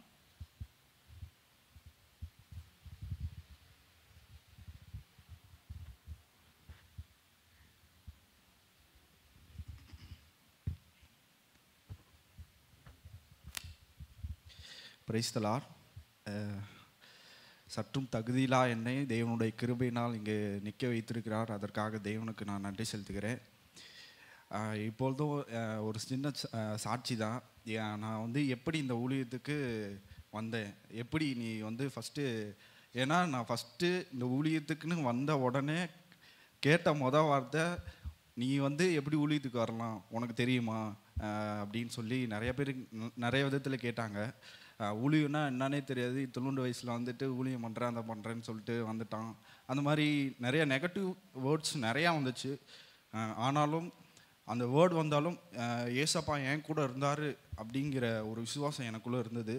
அதனால் அதை விட்டு நான் வெளியில் வரக்கூடாதுங்கிற அந்த ஒரு நிச்சயம் எனக்கு இருந்துச்சு. ஃபஸ்ட்டு அதாவது முதல்ல நான் வந்து ஊழியத்துக்கு வரணும் அப்படின்ற அந்த அந்த இது வந்து எப்படி எனக்கும் வந்துச்சு. ஃபஸ்ட்டு எனக்கு எப்படி வந்துச்சுன்னா, இதே சர்ச்சில் சனிக்கிழமை நைட்டு நாங்கள் வந்து இங்கே செட் பண்ணிவிட்டு தூங்கும்போது இது எப்போன்னா நான் 6th ஸ்டாண்டர்ட் படிக்கும்போது, 6வது படிக்கும்போது வந்த கனவு. அந்த எனக்கு ஃபுல்லாக ஞாபகம் இல்லை. ஆனால் இது வந்து அந்த அந்த நாளில் நடந்தது. இதை நான் அங்கிள்கிட்டையும் சொன்னேன், அங்கிள்கிட்ட அண்ணா கிட்ட. அப்போ வந்து ஃபேமிலி கேம்ப் நடந்துச்சு. அப்போ செல்வின் அங்கிள் வந்திருந்தாங்க, அவங்ககிட்டையும் ஷேர் பண்ணியிருந்தேன். அப்போது அந்த கனவில் நான் வந்து இதே மாதிரி ஸ்டேஜில் நின்று கீழே ஒரு கூட்டம் ஜனங்க உக்காந்துட்டு இருக்கிறாங்க, நான் அவங்கக்கிட்ட பேசிகிட்டு இருக்கிற மாதிரி வந்துச்சு. நான் 6வது படிக்கும்போது அதை பார்த்தோன்னே நான் வந்து ஏதோ ஒரு பிரம்ம போல் அப்படின்னு சொல்லிட்டு விட்டுட்டேன். அடுத்த நாள் சண்டே கிளாஸ் டீச்சர் அப்போ வந்து சுதாக்கா இருந்தாங்க, அவங்கக்கிட்ட நான் ஃபஸ்ட்டு சொன்னேன், இந்த மாதிரி எனக்கு ஒரு கனவு வந்துச்சு, என்னன்னு தெரியலங்கா அப்படின்னு சொல்லும்போது அவங்க வந்து அங்கிள்கிட்ட சொல்லி அப்புறம் அங்கிள் என்னை கூப்பிட்டு பேசினாங்க. இந்த மாதிரி ஆண்டவர் அவன் மேலே ஒரு அழைப்பு வச்சுருக்கிறாரு அப்படின்ற ஒரு வேர்டு வந்து ஃபஸ்ட்டு அங்கிள்கிட்டன்னு தான் வந்துச்சு எனக்கு. அதுக்கப்புறம் 7th 8th ஸ்டாண்டர்ட் படிக்கும்போது இதே மாதிரி பொங்கலில் ஒரு கேம்ப் நடந்துச்சு. ஈவினிங் ஒரு 2 days நடந்துச்சுன்னு நினைக்கிறேன். சண்டே ஈவினிங் அப்போது ஒரு ஊழியக்காரர் வந்திருந்தார். அப்போ அவர் சொன்னார், என்னை தனியாக கூப்பிட்டு சொன்னார், உன்னை வந்து ஆண்டவர் வந்து தீர்க்கதரிசியாக அழைச்சிருக்கிறாரு. ஆனால் நீ இன்னும் வளரக்கூடிய நாட்களில் ஒரு 3 years சொன்னார், 3 வருஷம் ஆண்டவரை விட்டு நீ வந்து விலகி போவ. ஆனால் ஆண்டவர் உன்னை விடமாட்டார், உன்னை இழுத்து பிடிச்சி அவரோட வார்த்தையை சொல்கிறதுக்கு உன்னை வந்து நிறுத்த போகிறாரு அப்படின்னு சொல்லி அந்த ஒரு வேர்டு என்கிட்ட சொன்னார், ப்ராஃபட்டிக்காக சொன்னார். அப்போ கேட்கும் போது நல்லா இருந்துச்சு. அப்போ வந்து நான் என்ன சொன்னேன்னா, இல்லை நான்லாம் போக மாட்டேன், ஆண்டவர் விட்டு வெளியிலலாம் போக மாட்டேன் அப்படின்னு சொல்லி ஒரு வைராக்கியம் அப்படியே சொன்னேன். ஆனால் அவர் சொன்ன மாதிரியே நடந்துச்சு. 3 வருஷம் ஆண்டவர் விட்டு விலகி போகிற தருணம் வந்துச்சு. அதே மாதிரி நானும் போன என்ன தான் இப்போ இழுத்துட்டு வந்து உட்கார வச்சுருக்கிறாரு, இந்த மாதிரி நிற்க வச்சுருக்காரு. அது வந்து ஆண்டோடைய கிருபை தான். ஆனால் இப்படி ஊழிய அழைப்புலாம் ஊழியக்காரன் மூலியமாகவே வந்துச்சு. இப்போ என்கிட்ட ஆண்டவர் தனிப்பட்ட முறையில் எப்போ பேசினார்னா, நான் 2nd year படிக்கும்போது ஒரு 2 வருஷத்துக்கு முன்னாடி மார்ச் மாதம் 1ஆம் தேதி அன்னைக்கு கனவு வருது. அன்னைக்கு நைட்டு இதே சர்ச்சில் ஆராதனை நடந்து முடிஞ்சிருச்சு. அப்போது எல்லாருமே கிளம்ப வேண்டிய நேரம் வந்துருச்சு. ஆனால் யாரும் கிளம்பல, எல்லாம் உட்காந்துட்டு இருக்காங்க. அப்போ நான் என்ன பண்ணுறேன், டக்குன்னு எனக்கு டைம் ஆகுதுன்னு சொல்லிட்டு எல்லாருக்கிட்டையும் சொல்லிவிட்டு அப்போது ஒருத்தர்கிட்ட மட்டும் சொல்கிறேன், அவர்கிட்ட நான் வந்து ஊழியத்துக்கு போகிறேன், எனக்காக ஜெபிச்சு கொள்ளுங்க அப்படின்னு சொல்லிட்டு நான் பாட்டுக்கு கடகடன்னு செருப்பு போட்டு நான் பாட்டுக்கு நடந்து மேலே அப்படியே போகிறேன். அப்படியே அந்த கனவு வந்துட்டு அப்போ தான் அடுத்த நாள் நான் ஜெபம் பண்ணும்போது ஆண்டவர் என்கிட்ட தனிப்பட்ட முறையில் பேசினார். நான் வந்து உன் மேலே என்னோடய அழைப்பை வைச்சிருக்கிறேன் அப்படின்னு சொல்லிட்டு. இப்போது அழைப்பு வைத்த தேவன் இது ஒரு இன்ஃபர்மேஷன் தான். அதாவது அவர்கிட்ட இருந்து ஒரு தகவல் வந்துருச்சு. ஆனால் அது கன்ஃபார்மாக தேவனுடைய வார்த்தையிலேருந்து சொல்லணும்ல அப்படின்னு சொல்லிட்டு நான் ஆண்டவர்கிட்ட ஜெபம் பண்ணேன். ஆனால் இந்த வசனத்தை நான் வந்து ஆண்டவர்கிட்டேருந்து நான் பெறுறதுக்கு ரொம்ப நாள் ஆச்சு. ஏன்னா அதுக்கு முன்னாடி ஆண்டவர் நிறைய சோதனை மூலிமா என்ன வந்து மோல்டு பண்ணார், அதாவது அதற்கேற்ற அந்த வழியில் என்னை நடத்தினார். அப்போது தேவன் என்னோட ஊழியத்திற்குன்னு கொடுத்த ஒரு வார்த்தையை நான் உங்ககிட்ட சொல்கிறேன். எசேக்கியேல் 3வது அதிகாரம், என்னுடைய அழைப்பிற்கான வசனம் அது. எசேக்கியேல் 3வது அதிகாரம் 27வது வசனம். நான் உன்னுடனே பேசும்போது உன் வாயை திறப்பேன், அப்பொழுது கர்த்தராகிய ஆண்டவர் இன்னதை உரைத்தார் என்று அவர்களோடே சொல்லுவாய். கேட்கிறவர்கள் கேட்கட்டும், கேளாதவர்கள் கேளாதிருக்கட்டும், அவர்கள் கலகவிட்டார்கள். இதில் ஃபஸ்ட்டு பாருங்கள், நான் உன்னோடே பேசும்போது உன் வாயை திறப்பேன், அப்பொழுது கர்த்தராகிய ஆண்டவர் இன்னதை உரைத்தார் என்று அவர்களோடே சொல்லுவாய்.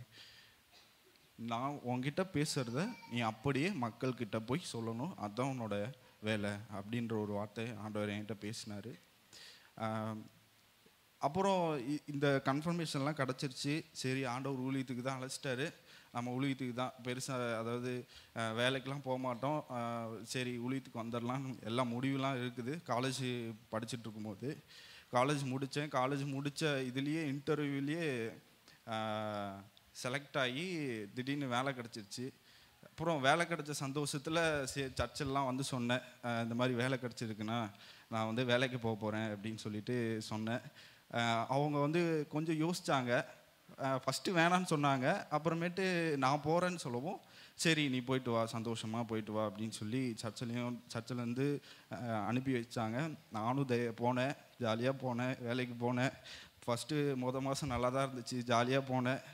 ஆனால் 2வது மாதத்துலேருந்து ஒரு சில சோதனைகள் எல்லாம் வர அப்போ தான் ஆரம்பிச்சிச்சு. அப்போது ரொம்ப போராட்டமாக இருக்கும், ஒரு சமாதானமே இருக்காது, வேலைக்கு போகிற மாதிரியே இருக்காது, ₹1 காசு இருக்காது. நம்ம 20,000 ரூபா சம்பளம்னு சொல்லுவாங்க, ஆனால் என்கிட்ட டீ குடிக்க கூட காசு இருக்காது, பெட்ரோல் அடிக்க காசு இருக்காது. எல்லாத்துக்குமே வீட்டில் தான் வாங்குவேன். அவங்கக்கிட்ட கேட்டிங்கன்னா தெரியும், வீட்டில் டெய்லி காசு கேட்பேன், ஆனால் நான் வேலைக்கு தான் போகிறேன் அப்படின்ற ஒரு பேர் தான். அப்போது ஒரு நாள் ரொம்ப கஷ்டமாயிடுச்சு. நம்ம வந்து இவ்வளோ கஷ்டப்பட்டு வேலைக்கு போகிறோம், சம்பாதிக்கிறோம், ஒரு டீ குடிக்க கூட காசு இல்லையே அப்படின்னு சொல்லிட்டு ரொம்ப கஷ்டமாகி ரோட்லேயே உட்காந்து ஒரு அழுகையாக வருது. என்ன சப்பா, இங்கேருந்து நாங்கள் போகிறதுக்கு கூட என் வண்டியில் பெட்ரோல் இல்லை, இப்போ நான் வந்து எங்கள் அப்பா கிட்டேருந்து தான் வாங்கணும், அந்த காசை வச்சு தான் நான் வந்து அந்த காசை வச்சு தான் நான் வீட்டுக்கு போக முடியும். இப்போ கேட்க வேண்டிய சூழ்நிலை. ஒவ்வொரு நாளும் இதே மாதிரி டெய்லியும் காசு கேட்டு அப்புறம் நான் எதுக்கு வேலைக்கு போகணும், என்ன பிரயோஜனம்னு சொல்லும்போது அந்த இடத்துல ஒரு கேள்வி வந்துச்சு, உன்னை யார் வேலைக்கு போக சொன்னா அப்படின்னு சொல்லிட்டு. உன்னை அப்புறம் எப்படி எங்கள் குடும்பத்தை பார்க்கணும், அப்புறம் என்னை நம்பி இன்னும் 3 பேர் இருக்கிறாங்க, அவங்கள சமாளிக்கணும், அவங்களுக்கு சாப்பாடு கொடுக்கறதுக்கு எல்லாத்துக்குமே காசு வேணும்ல அப்படின்னும்போது, அப்போது இந்த வசனத்தை தேவன் என் கூட பேசினார்.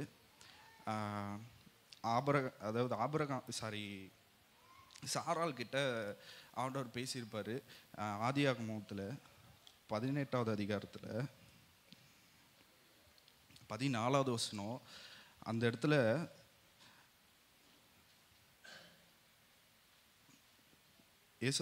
கர்த்தர், தேவனாகிய கர்த்தர் சொல்லுவார், கர்த்தரால் ஆகாத காரியம் ஒன்று உண்டோ.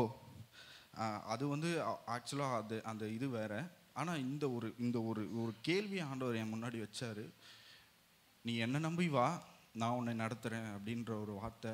அது கேட்ட உடனே அந்த இடத்துல நான் அழுந்துட்டு இருந்த என்கிட்ட அந்த வார்த்தை சொல்லும் போது அப்படியே ஒரு என்ன சொல்கிறதுன்னு தெரில, அந்த சொல்ல முடியாத வார்த்தை, அவ்வளோ சந்தோஷம் வந்துச்சு அந்த இடத்துல. அந்த சந்தோஷம் நான் என் வாழ்க்கையில் பட்டதே இல்லை. ஏன்னா நான் அந்த இடத்துல ₹1 காசு இல்லாமல் நான் உட்காந்துட்டு இருந்தேன். காசு இல்லாததுனால நான் ஊழியத்துக்கு வந்தேன் அப்படி சொல்லலை, கஷ்டப்பட்டேன். ஆனாலும் தேவனுடைய அழைப்பை இத்தனை நாள் புரியாமல் அன்னைக்கு தான் புரிய வச்சார். ஆக்சுவலாக முன்னாடியே சொல்லியிருக்கும் போதே கேட்டிருக்கலாம், இல்லை அடி வாங்கி தான் திருந்தணும்னா அடித்து தான் திருத்துவார், வேறு வழி இல்லை. அந்த இடத்துல ஆண்டவர் பேசும்போது நான் என்னோடய வாழ்க்கையை நான் ஒப்பு கொடுத்தேன். அந்த ரோட்டில் தான் ஒப்பு கொடுத்தேன். ஏசப்பா, நான் உங்கள் ஊழியத்துக்கு வரேன், என்னோடய தேவைகளை சந்திக்கிறவர் நான் இன்னையிலேருந்து என்னோட தேவையை நான் பார்க்க மாட்டேன், அதை பற்றி நான் நினைக்கவும் மாட்டேன். நீங்கள் இந்த இடத்துல இருந்து நடந்து போன்னு சொன்னால் நான் நடந்து போகிறேன், இல்லை நீ வண்டியில் போனா வண்டியில் போகிறேன், இல்லை நீ காரில் போனால் காரில் போகிறேன், நீங்கள் என்ன சொன்னாலும் நான் கேட்குறேன் அப்படின்ற ஒரு முடிவு, ஒரு ஸ்ட்ராங்கான முடிவு எடுத்தேன். அடுத்த நாள் அதே மாதிரியே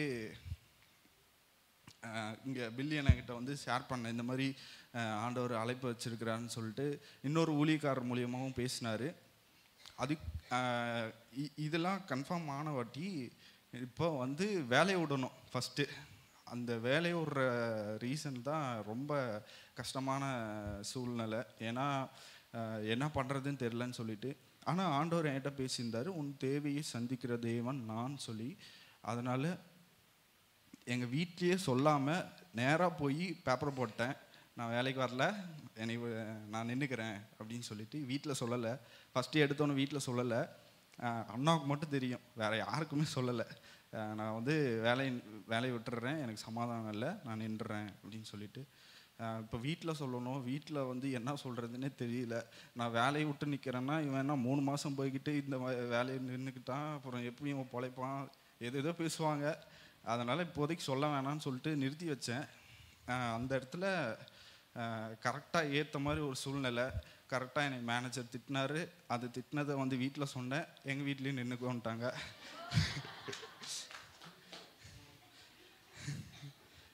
அதே மாதிரியே வீட்லேயும் சொன்னேன், வீட்டில் நின்றுக்கோன்ட்டாங்க.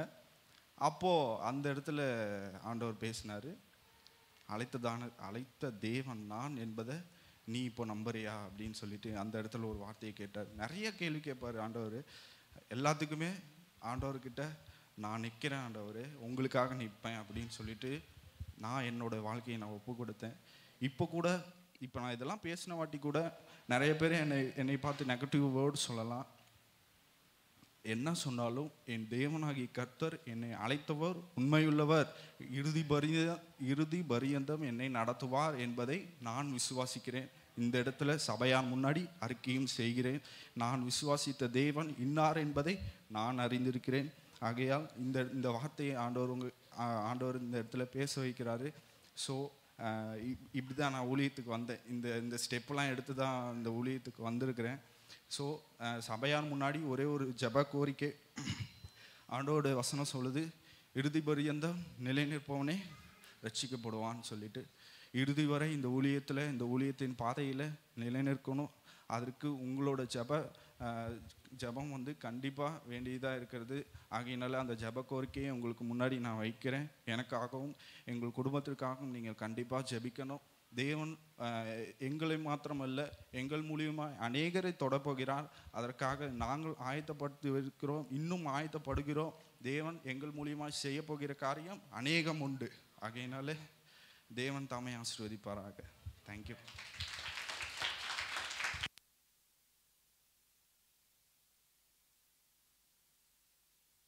அடுத்ததாக பிரதர் ராஜா.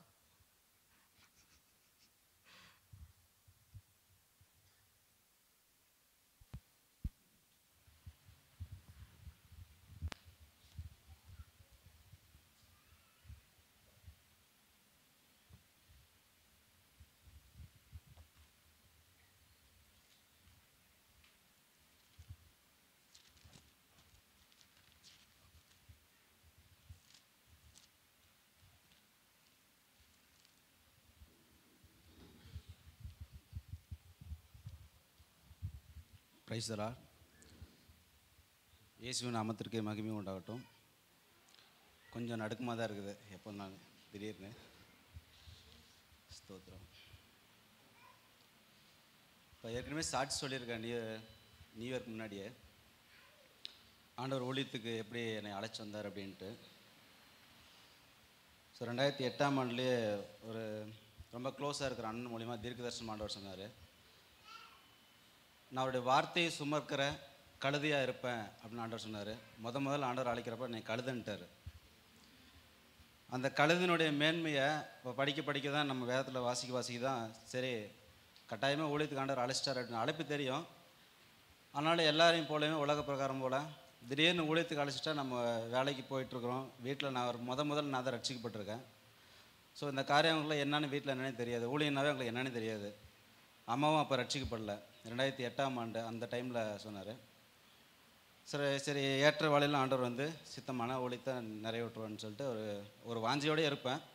ஸோ அந்த குறிப்பிட்ட டைமுக்கு அப்புறம் நிறைய கனவு வரும். மேடையில் நின்று பிரசங்கம் பண்ணுற மாதிரி, அநேகருக்கு உபதேசம் பண்ணுற மாதிரி சொப்பனை வந்துகிட்டே இருக்கும்.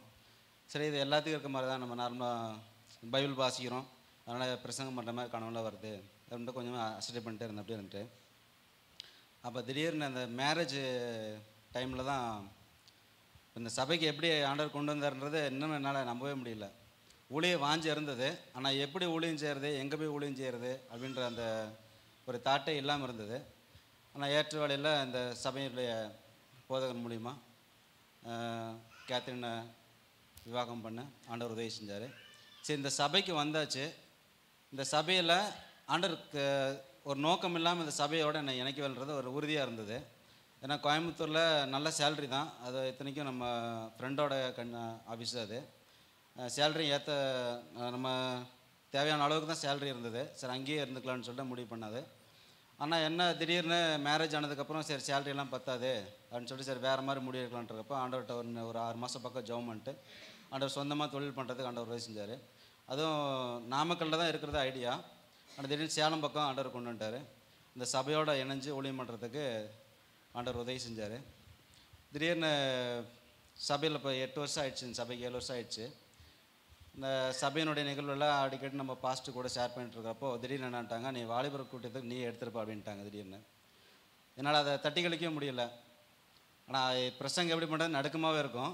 நம்ம வாலிப பசங்களுக்கு எப்படி எடுத்து ஆண்டவருடைய வார்த்தையை சொல்லி எப்படி ஊழியம் பண்ண, அதுவும் கொஞ்சம் நடுக்கமாக தான் இருந்துச்சு. சரி, ஆண்டவர் சொல்லி ஏற்கனவே முன்குறித்ததுனால சரி செய்வோம் அப்படின்றத ஒரு வாஞ்சி எனக்குள்ளே இருந்ததுனால அந்த ஊழியத்தை நிறைவேற்ற ஆண்டவர் உதவி செஞ்சார்.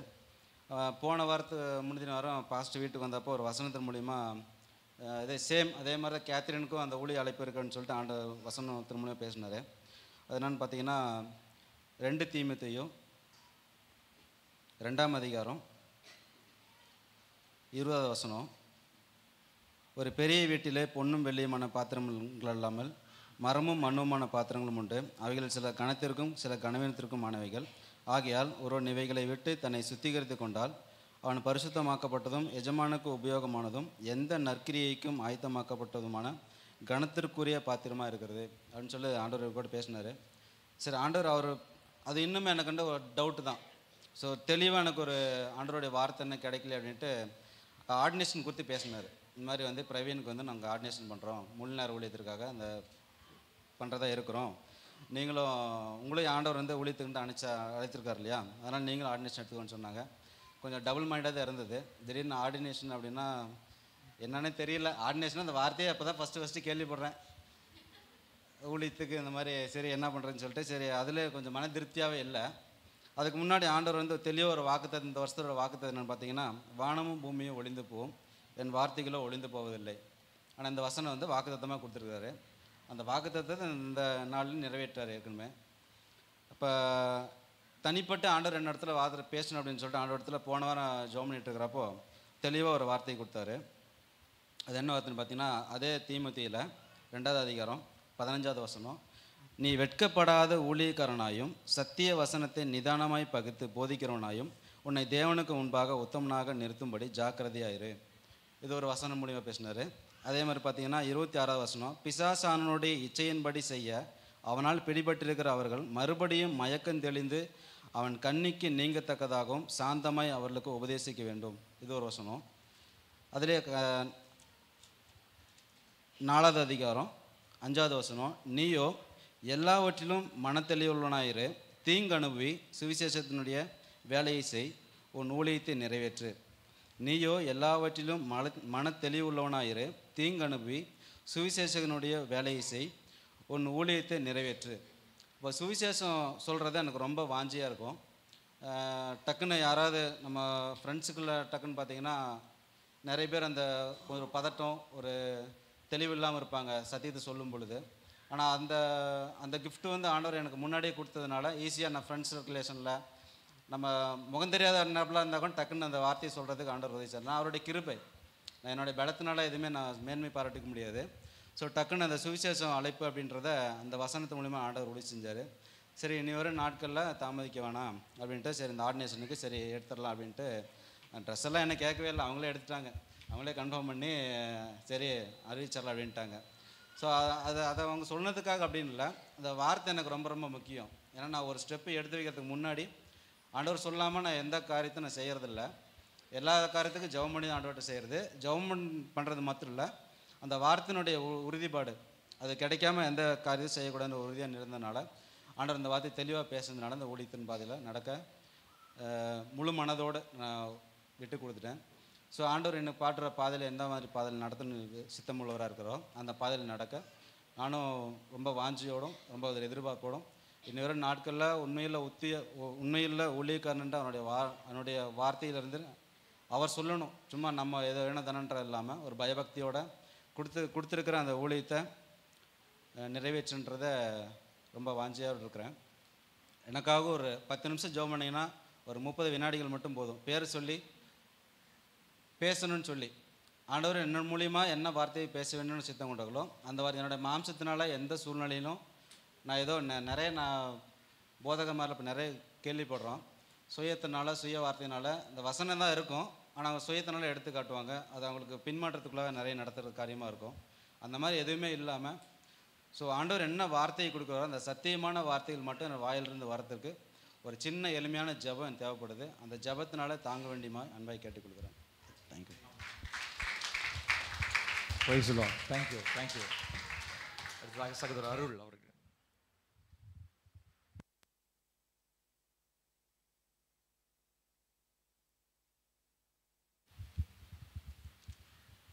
Price lord. கர்த்தருடைய நாமம் பரிசுத்தப்படுவதாக. ஆண்டவருடைய அழைப்பு வந்து ஒரு டீனேஜில் தான் ரட்சிக்கப்பட்டேன். அந்த இக்கட்டான சூழ்நிலை, அப்போ அம்மாவுக்கு ரொம்ப முடியாமல் இருந்து அவங்க மரண தருவாயில் இருந்த நேரத்தில் தான் நாங்கள் ஆண்டவரை ஏற்றுக்கொண்டோம். அப்போ வந்து இன்ட்ரெஸ்டிங்காக இருக்கும் சர்ச்சுக்கு வரதே எல்லா விஷயமும். காலேஜ் படிக்கும்போது அங்கிள் வந்து சர்வீஸ் டைம்லேயே என்ன சொன்னார்னா 2 பேர் ஆண்டவர் வந்து ஊழியத்துக்குன்னு முன் குறிச்சிருக்காரு நம்ம சபையில் வாலிப பிள்ளைங்களை. ஆனால் நானாக பேச மாட்டேன், அவங்க தான் என்கிட்ட வந்து பேசணும்னு சொல்லியிருந்தார்.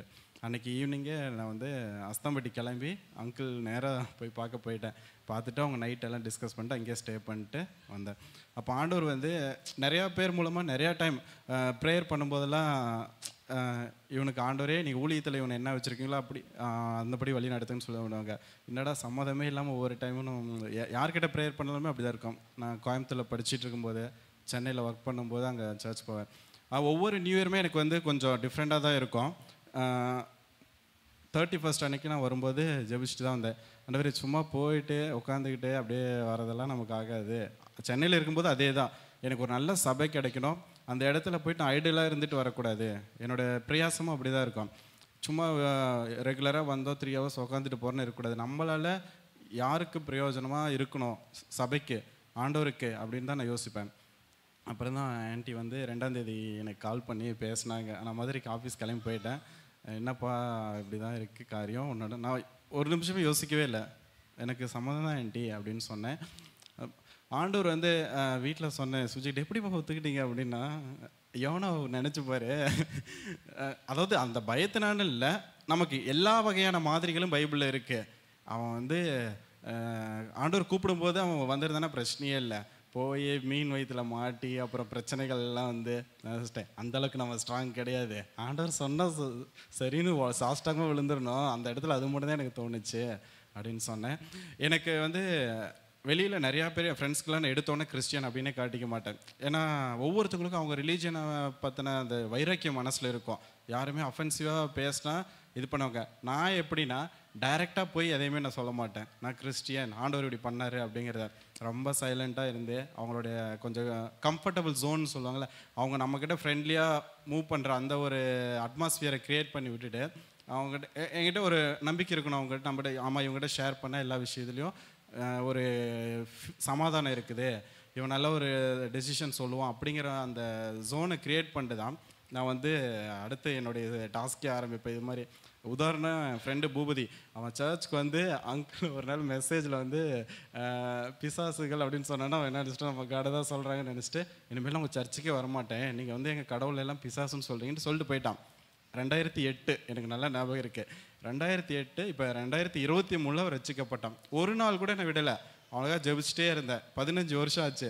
அப்போ தான் யோசித்தேன், நான் ஆண்டவர்கிட்ட ஒவ்வொரு நாளும் கேட்பேன், ஆண்டவரே எனக்கு வந்து நான் பேசுகிற அந்த சொல்கிற வார்த்தைகள் வந்து அவங்க தெளிவாக அவங்களுடைய மனதில் வந்து கிரியை செய்யணும், அந்த கிருபை எனக்கு கொடுங்க, அப்போ தான் நான் வந்து பேசுகிறதுலேயும் பிரயோஜனமாக இருக்கும், உங்களுடைய அந்த ராஜ்யத்துக்காக கட்டக்கூடிய காரியங்கள் எல்லாம் எனக்கு வந்து அந்த ஞானத்தை கொடுங்கன்னு நிறைய விஷயங்களை வந்து சுயமாக வந்து ஆண்டவர் சோதிச்சு பீப்புளோட எப்படி மிங்கிள் ஆகணும், அவங்ககிட்ட எப்படி ஆண்டவரை கொண்டு போகணும் அப்படிங்கிற அந்த குணங்கள் எல்லாம் இந்த ஒரு 10 வருஷ காலத்துலலாம் நானே கேட்டு வளர்த்துக்கிட்டேன். அதில் முக்கியமாக சொன்னது என்னென்னா, ஆண்டவர் வந்து பயம் இருக்குது கொஞ்சம். நமக்கு பேக்ரவுண்ட் கிடையாது, ஃபேமிலி பேக்ரவுண்ட் கிடையாது, அந்த அளவுக்கு பெரிய ஆளும் கிடையாது, சின்ன பையன். ஆனால் எந்த ஃபேமிலிக்குள்ளே என்ட்ரானோ ஒரு கொஞ்ச நேரம் பேசினாலும் ஆண்டவர் யோசுவாவை போல அந்த இதுதான் யோசுவா சாப்டர் தான் எனக்கு எல்லா சமயத்துலையுமே ஒரு டேர்னிங் பாயிண்ட்டாகவே இருக்கும். அந்த லீட் பண்ணக்கூடிய குணாதிசயத்தை வந்து ஆண்டவர் எனக்குள்ளே நிறையா நேரங்களில் கொடுத்தாரு. ஒரு சில இடத்துல பிரச்சனை பண்ணாலும் நம்ம வாய்ஸை ரைஸ் பண்ணி பிரச்சனை பெருசாகாமல் அதை எப்படி கூலாக அவங்கள ஹேண்டில் பண்ணி சிரிச்சுக்கிட்டே சொல்லுவாங்க, இவனா சிரிச்சுக்கிட்டே ஏமாற்றிட்டு போயிடுவான், அதை தான் சொல்லுவாங்க. அதெல்லாம் இல்லை, ஆண்டவர் வந்து எப்படி ஹேண்டில் பண்ணுங்கிறது அந்த டேலண்ட் வந்து நமக்கு கொடுத்துருவாரு. இந்த இடத்துல நீ ஃபிட் ஆகும், அந்த இடத்துக்கு தான் நீ வரப்போறேன்னா ஆண்டவரே அந்த ஃபிட்னஸ் உருவாக்கி கொடுத்துருவாரு. நாமளாக போயிட்டு எதையுமே தனியாக ஒரு இது பண்ண வேண்டிய அவசியமே இல்லை. அப்போ தான் ஆண்டவர் சொல்லுவார். அந்த வசனம் தான் எனக்கு எப்போவுமே ஞாபகம் இருக்கும். இதே எங்கள் லைஃப்பில் பெரிய டேர்னிங் பாயிண்டாக இருந்ததே இந்த வசனம் தான். நான் உனக்கு கட்டளையிடவில்லையா, பலங்கொண்டு திடமானதாக இரு. யோசுவா 1:9. திகையாதே கலங்காதே, நீ போகும் இடமெல்லாம் உன் தேவனாகிய கர்த்தர் உன்னோடு இருக்கிறார் என்றார். ஸோ ஒவ்வொரு தடவையும் நான் யோசிக்கிறது, எந்த நிமிஷம் இப்போ நான் நேற்று கூட வீட்டில் தான் பேசிகிட்டு இருந்தோம், இதுக்கு முன்னாடி இருந்தது எப்படி வேணாலும் இருந்திருக்கலாம், எனக்கு அதை பற்றி கவலையே இல்லை. ஆனால் இன்றைக்கி எடுத்து வைக்கிற ஒவ்வொரு ஸ்டெப்பும் வந்து என்ன பண்ணணும், பார்த்து எடுத்து வைக்க வேண்டியதாக இருக்கும். ஒரு சின்ன மிஸ்டேக்னா இப்போ ஒரு நார்மலாக ஒருத்தவங்க செஞ்சால் அது பெருசாக யாருக்குமே தெரியாது. நாம் ஊழியத்தில் அங்கீகரிக்கப்பட்ட ஒருத்தவங்க செய்யும்போது அது ரொம்ப ஹைலைட் பண்ணி பேசுவாங்க. ஏன்னா அவங்க பண்ணுற தப்பே தான் நம்மளும் பண்ணுறோம். ஏன் அவங்களுடைய ஃபோக்கஸ் அப்படி இருக்குன்னா, அவங்களுக்குன்னு ஒரு ஸ்பெஷல் இதை ஆண்டவர் கொடுத்துருக்காரு. அப்போ அந்த பாதையில் வந்து வழி பெறலாமல் கரெக்டாக நடக்கணுங்கிறது தான் நேற்று வீட்டில் பேசிட்டு இருந்தோம். என்னோடய சாட்சி இது தான். எனக்காகவும் என் குடும்பத்துக்காகவும் குறிப்பாக ஊழிய காரியங்களில் ஆண்டவர் என்ன பிளான் வச்சுருக்கிறாரோ அந்தந்த நேரத்தில் அந்தந்த முறையின்படி அவரோட சித்தத்தின்படி செய்யணும். அதுக்காக ஜெபிச்சுக்காங்க. தேங்க்யூ. நன்றி. தேங்க்யூ. அடுத்ததாக பிரதர் அசோக்.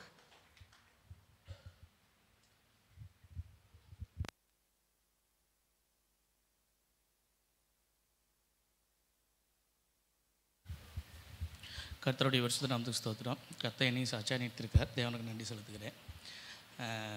எப்படி நாங்கள்லாம் வந்து நின்று பேசுகிறது, அது நம்மளுக்கு பழக்கமே இல்லைன்னு சொன்னதை நான் தான் என்கிட்ட சொன்னேன். அது நம்ம இதுவரைக்கும் நான் சொன்னதையெல்லாம் நீங்கள் பார்த்துருக்கவும் மாட்டீங்க, சாட்சி சொன்னதோ முன்னாடி நின்றதோ பார்த்துருக்கவும் மாட்டீங்க. நான் சொன்னதும் இல்லை. ஏன்னா அது நம்ம முன்னாடி நின்னாவே வெளியில் பேசுவீங்களே எவ்வளோ நாளும் பேசுவேன். நான் இங்கே வந்து மைக்கு பிடிக்கணும் அப்படின்னாவே நம்மளுக்கு உதறும். அதனால் நான் பேசுனதில்லை. நான் எப்படி அழைப்பு தெரிஞ்சுக்கிட்டேன் அப்படின்னா, நான் இதே சபையில் வந்து ஒரு ஊழியக்கார் வந்திருந்தார். அப்போ யூத் மீட்டிங்கு, அப்போ தான் ஃபஸ்ட் டைம் அவர் வராரு. வந்து ஜோம் பண்ணிகிட்டு இருந்தோம். ஜோம் பண்ணிவிட்டு அவர் எனக்கு ப்ராஃபஸி சொன்னார். இந்த சபையிலேருந்து வந்து இவன் மிஷினரியாக வெளியில் போவான் அப்படின்னு சொல்லிட்டு ப்ராஃபஸி சொல்லியிருந்தார். அண்ணனையும் கூப்பிட்டு பக்கத்தில் கூப்பிட்டு தம்பி யார் அப்படின்னு சொல்லி பேர்லாம் கேட்டுட்டு சொல்லியிருந்தார். இந்த தம்பி வந்து ஆண்டவர் அழைச்சிருக்கிறாரு, இவன் வந்து மிஷினரியாக போவான், இந்த சபையிலேருந்து போகிற முதல் மிஷினரி இவனை தான் இருப்பான் அப்படின்னு சொல்லிட்டு அண்ணன்கிட்ட சொல்லியிருந்தார். அப்போ என்னன்னா, எனக்கு அது உண்மையிலே நம்பிக்கையே இல்லை. என்ன நம்பிக்கை இல்லைன்னா அந்த தீர்க்கதரிசி மேலே எனக்கு நம்பிக்கை இல்லை. இவர் ஏதோ சொல்கிறாரு, எல்லாம் தலைமையில கை வைக்கிறாங்க, ஜெபம் பண்ணுறாரு, கீழே விழுவுறாங்க, அதெல்லாம் இருந்தாலும் எனக்கு சுத்தமாக நம்பிக்கை இல்லை. அப்போ ஆன்ட்டிக்கு ஞாபகம் இருக்கான்னு தெரில, ஆன்ட்டிக்கிட்ட நான் ஆர்கியூமெண்ட் பண்ணேன். இல்லை ஆண்டவர் சொல்கிறது உண்மை தான் அசோக் அப்படின்னா. இல்லை ஆன்ட்டி, அவர் போய் சொல்கிறாரு, அது எப்படி இதெல்லாம் நடக்கும், இல்லை அப்படின்னு சொல்லிட்டு ஆன்ட்டிகிட்ட நான் ஆர்கியூ பண்ணியிருந்தேன். அப்புறம் பார்த்திங்கன்னா திரும்ப அடுத்த டைம் வரப்போ ஃபேமிலி கேம்ப் நடந்தது. அதே ஊழியக்கார் மறுபடியும் வந்திருந்தார். மறுபடியும் வந்துட்டு ஃபேமிலி பெரியவங்களுக்கு எல்லாத்துக்கும் ஜோம் பண்ணிகிட்டு இருந்தார். அப்போ வந்து தெரியும் நினைக்கிற எல்லாத்துக்கும் நான் கேமரா எடுத்துகிட்டு இருப்பேன். அப்போ அந்த ஊழியக்கார் பண்ணுறதெல்லாம் நான் கேமரா எடுத்துகிட்டு இருந்தேன். அப்போ எங்கள் அப்பாவுக்கு அவர் ஜோம் பண்ணார். ஜோம் பண்ணிட்டு ப்ராஃபஸி சொன்னார். உங்களுக்கு 2 பசங்க இருப்பாங்க, ஒருத்தர் பெரியவன் வந்து இப்படி இருப்பாப்புல, சின்ன மகன் வந்து உங்களுக்கு ஊழியத்துக்கு ஆண்டவர் அழைச்சிருக்காரு, அவர் மிஷினரியாக இருப்பார், ஆண்டவர் அழைச்சிருக்காரு ஊழியத்துக்கு அப்படின்னு சொல்லிட்டு கூப்பிட்டு இது அப்பாக்கிட்ட சொல்லிகிட்டு இருந்தார். அப்போ ஆன்ட்டி பக்கத்துலேயே இருந்தாங்க. அப்போ என்னை கூப்பிட்டு, தம்பி இது வந்து நான் வந்து இவர் தான் அசோக்கோட அப்பா, இவர்கிட்ட இப்படி சொல்லுங்கள், ஏன்னா இவங்ககிட்ட ஏற்கனவே இப்படி ஒரு தீர்க்க தரிசனம் சொல்லிட்டீங்க, அதனால் இவங்க அப்பாக்கிட்டையும் இப்படி சொல்லுங்கன்னு சொல்லலாம். நான் சொல்ல கிடையாது, உங்கள் அப்பா யாருன்னே இவருக்கு தெரியாது. அப்போ இவர்கிட்டையும் சொல்கிறாரு அப்படின்னா கண்டிப்பாக அது ஆண்டவர் தான் பேசுகிறாரு அப்படின்னு சொல்லி ஆன்ட்டி சொன்னாங்க. சரிங்க ஆன்ட்டி பேசிக்கலாம் அப்படின்னு சொல்லிட்டு நான் விட்டுட்டேன். இருந்தாலும் வந்து எனக்கு என்னென்னா, நான் எதையுமே மற்றவங்க சொல்கிறது இது பண்ணுறதே நான் நம்ப மாட்டேன். அது எனக்கு என்னன்னா, எனக்கு நீங்கள் பேசணும் அப்படின்னு சொல்லிட்டு தான் இது பண்ணுவேன். அப்புறம் மறுபடியும் இன்னொரு தடவை அதே ஊழிக்காரர் தான் மறுபடியும் வந்திருந்தார். திரும்ப நான் ஜோம் பண்ணுறப்ப, அப்போ நான் அவர் தான் வராருன்னு தெரியும், அவர் தான் ஜோம் பண்ணுறாருன்னு தெரியும். அப்போ நான் ஆண்டவர்கிட்ட நான் ஜோம் பண்ணிட்டு தான் வந்திருந்தேன். ஆண்டவரே, அந்த மனுஷன் அந்த தலைமையில் கை வைக்கக்கூடாது, அந்த மனுஷனுக்கு தீர்க்க தரிசனமும் சொல்லக்கூடாது, ஏதாவது பேசணும் அப்படின்னா நீங்கள் தான் எனக்கு பேசணும். ஏன் நீங்கள் அந்த மனுஷன்கிட்ட பேசுகிற தேவன் என்கிட்ட பேச மாட்டிங்களா? அப்போ நீங்கள் என்கிட்ட பேசுங்க. அவர் வந்து அந்த தலைமையில் கை வச்சு ஜோம் பண்ணக்கூடாது அப்படின்னு சொல்லிட்டு ஜோம் பண்ணிட்டு தான் நான் வந்திருந்தேன். அப்புறம் வந்துட்டு அவர் கொஞ்சம் நேரம் நின்றுட்டு சிரிச்சுக்கிட்டே நின்றுட்டு இருந்தார். அப்போ சொன்னார், தம்பி நீ வரப்பவே வந்து இந்த மனுஷன் இவன் என் தலைமையில் கையே வைக்கக்கூடாதுன்னு சொல்லி நீ ஜோம் பண்ணிட்டு வந்திருக்க, நான் சொல்லலை, தேவன் சொல்கிறாரு, நானாக உனக்கு தீர்க்க தரிசனம்லாம் சொல்லலப்பா, தேவன் சொன்னதான் நான் சொன்னேனே தவிர நானாக சொல்லலை. இதுக்கப்புறம் நான் உனக்கு தீர்க்க தரிசனமும் சொல்ல மாட்டேன், ஏன்னா நான் ஆண்டவர் உன்கிட்ட பல தடவை சொல்லிட்டாரு, மறுபடியும் நான் சொல்ல மாட்டேன். இப்போ சொன்னதும் தேவன் தான் சொன்னார், நீ தலைமையில் கை வைக்கக்கூடாதுன்னு ஜோம் பண்ணதையும் தேவன் தான் சொன்னார் அப்படின்னு சொல்லிட்டு தெளிவாக சொன்னார். அதுக்கப்புறம் தான் வந்து சரி தேவன் அந்த மனுஷன் மூலமாக பேசுகிறாரு அப்படின்றத நான் ஒத்துக்கிட்டேன். அதுக்கப்புறம் பார்த்திங்களா, நிறையா தடவை எனக்கு கனவு மூலமாக நிறையா தேவன் எனக்கு வெளிப்படுத்துவார். அது என்ன அழைப்புன்றதும் எனக்கு தெரியும். ஊழிக்கார் மூலமாகவும் தேவன் பேசியிருக்காரு, அங்கிள் மூலமாகவும் பேசியிருக்காரு, அண்ணன் மூலமாகவும் பேசியிருக்காரு. இத்தனைக்கு அண்ணன் ஒரு டைம்லாம் வந்து இல்லை நீ ஊழியத்துக்கு தான் ஒன்று அழைச்சிருக்காரு, நீ பண்ணுன்னு சொல்லிட்டு பைபிள்லாம் கிஃப்டெல்லாம் கொடுத்துருக்காரு. ஆனால் இது வரைக்கும் நான் அதுக்கப்புறம் நான் இதெல்லாம் நம்மளுக்கு செட்டே ஆகாதுன்னு நான் விட்டுட்டேன். இதெல்லாம் நம்மளுக்கு ஆகாது அப்படின்னு சொல்லிட்டு அதை நான் விட்டுட்டேன். அப்படி தான் இருந்தேன் நான். அதுக்கப்புறம் ஆண்டவர் என்கிட்ட நிறையா விஷயம் எனக்கு சொப்பனத்து மூலமாக பேசுவார் தேவன். எப்படின்னா ஒரு இதையும் காமிப்பார், அதுக்கு உண்டான அர்த்தத்தையும் அவரே சொல்லுவார், இதுக்கு இதுதான் அப்படின்னு சொல்லிட்டு எனக்கு உண்டான அர்த்தத்தையும் சொல்லுவார். இதனால அப்படி தான் இருந்தேன். அப்புறம் ரீசெண்டாக பார்த்திங்கன்னா ஒரு கனவு ஆண்டவர் காமிச்சிட்டு காமிச்சார், அதுக்கு உண்டான அர்த்தத்தையும் தேவன் எனக்கு தெளிவாக சொன்னார். அப்புறம் அன்கிள்கிட்ட அதை நான் வந்து ஷேர் பண்ணேன். அன்கிள் சொன்னார், ஒரு 4-5 தடவை வளைச்சி கேட்டார், ஒன்றா சொன்னாரா அப்படின்னு சொல்லி ஆண்டவர் கேட்டார். அன்கிள் சுற்றி வளைச்சிங்க தான் வராருன்னு இல்லை அங்கிள், நான் கனவு கண்ணா அதை சொன்னேன் அவ்வளோதான் அப்படின்னு சொல்லிட்டு நான் சொல்லிட்டேன். நான் கனவு பார்த்து உங்ககிட்ட ஷேர் பண்ணேன் அங்கிள், அவ்வளோதானே தவிர மற்றபடி ஆண்டவர் என்ன தான் சொன்னாருன்னெலாம் எனக்கு தெரியல அப்படின்றத நான் சொல்லிட்டேன். அதுக்கப்புறம் இப்போ ரீசெண்டாக பார்த்திங்கன்னா ஆர்டினேஷன் இதெல்லாம் இது பண்ணாங்க. இப்போ இந்த பிளானே இல்லை. ஆக்சுவலாக இன்றைக்கி எனக்கு ஆர்டினேஷன்றது அது ஒரு பிளான்லேயே இல்லாதது. 2 நாளைக்கு முன்னாடி பார்த்திங்களா அதே தீர்க்கதரிசி ஊழியக்காரர் ஃபோன் பண்ணி, ஆண்டவர் ஒரு 2 வாரத்துக்கு முன்னாடி உன்ட்டு ஒரு சொப்பனத்து மூலம் பேசினார், நீ ஆண்டவர்கிட்ட கேட்டியா அப்படின்னு சொல்லி சொன்னார். இல்லைண்ணா அப்படிலாம் எதுவுமே இல்லையே, பேசலையே அப்படின்னு. இல்லை தேவன் தெளிவாக உங்கள்கிட்ட பேசினார், அந்த காரியத்தை வந்து நீ மற்றவங்கள்ட்ட போய் ஷேர் பண்ணியிருக்கான், ஆனால் என்கிட்ட சொல்லலை அவன் அப்படின்னு சொல்லி ஆண்டவர் ரொம்ப இது பண்ணுறாரு, நீ ஆண்டவர்கிட்ட பேசு, ஜோம் பண்ணு அப்படின்னாரு. அதுக்கப்புறம் தான் வந்து நான் ஜோம் பண்ணேன். ஜோம் பண்ணிவிட்டு அதுக்கப்புறம் ஆண்டவர்கிட்ட ஒப்பு கொடுத்தேன், அன்கிள்கிட்ட ஷேர் பண்ணேன், அண்ணாட்ட சொன்னேன் இப்படி இருக்கனே அப்படின்னு. இல்லை அதுக்கப்புறம் நீ ஒப்பு கொடு அப்படின்னு சொல்லி என் மனைவிக்கிட்டையும் சொன்னேன். அவன் மனைவி வந்து இல்லை நம்ம ஏற்கனவே ரொம்ப லேட் ஆகிட்டோம், ஏன்னா அப்புறம் தான் ஆண்டவர் ஞாபகப்படுத்தினார் எனக்கு. சவுல் மாதிரி இருந்தோம், சவுல் ரொம்ப இது பண்ணான், சவுல் மாதிரி அடிபட்டு அதுக்கப்புறம் பவுலாக மாறதை விட ஆண்டவர் சொல்கிறப்பயே நம்ம மாறிக்கிட்டோம் அப்படின்னா கரெக்டாக இருக்கும் அப்படின்னு சொல்லிட்டு யோசித்தேன். அப்போ ஆண்டவர் கரெக்டாக அந்த இதுலேயே தான் எனக்கும் ஒரு வசனத்தை சொன்னார். பவுலுக்கு சொல்கிறது, நீ இப்போது இவர்கிட்ட அன்னையாட்ட சொல்லுவார், நீ இப்போது அவன் புரஜாதிகளுக்கும் ராஜாக்களுக்கும் இஸ்ரவேல் புத்திரருக்கும் என்னுடைய நாமத்தை அறிவிக்கிறதற்காக நான் தெரிந்து கொண்ட பாத்திரமாக இருக்கிறான் அப்படின்னு சொல்லிட்டு அனனியாட்ட சொல்லுவார். அப்போ தான் ஆண்டவர் சொன்னார், நான் ஏற்கனவே இதெல்லாம் நான் ஜெபம் பண்ணியிருந்தேன் ஆண்டவர்கிட்ட எப்படி என்னன்னு சொல்லி எல்லாத்துமே தெரியும். ஆனால் எனக்கு என்னென்னா ஒரு பயம், ஏன்னா நம்மளை பற்றி எனக்கு தெரியும், என்னை பற்றி எனக்கு தெரியும், அது நம்ம எந்த விஷயத்தை நம்ம செய்வோம் எதை செய்ய மாட்டோம் அப்படின்றத சுயத்தினால தான் நான் யோசிச்சுட்டு இருந்தேன். இப்போ நேற்று வரைக்குமே அங்கிளுக்கு எனக்கு ரொம்ப இது இல்லை அங்கிள் எப்படி நான் எல்லாரும் நான் போய் நின்று யார் இவனா அப்படின்னு தான் யோசிப்பாங்களே தவிர இவனுமானு யாரும் யோசிக்க மாட்டாங்க அங்கிள் அப்படின்னு தான் சொன்னேன். ஆனால் அங்கிள் இல்லை உன் மாமசத்தின் பலத்தினாலையோ நீ சொந்த பலத்தினால பேசுகிற, அப்படி இல்லை வேணாம் அப்படின்னு சொல்லிட்டு அங்கிளும் சொன்னாங்க. அதுக்கப்புறம் தான் கர்த்தருடைய வார்த்தைக்கும் சித்தத்திற்கும் ஒப்பு கொடுத்து நாங்கள் அர்ப்பணிச்சிருக்கிறோம். கர்த்தருடைய சித்தம் எங்களோட வாழ்க்கையில் நிறைவேறணும். அதுக்காக நீங்கள் யாரும் ஜெபிக்கும்படி உங்களை அன்பாக கேட்டுக்கொள்கிறேன். என் சாட்சியை முடிச்சுக்கிறேன். தேங்க்யூ.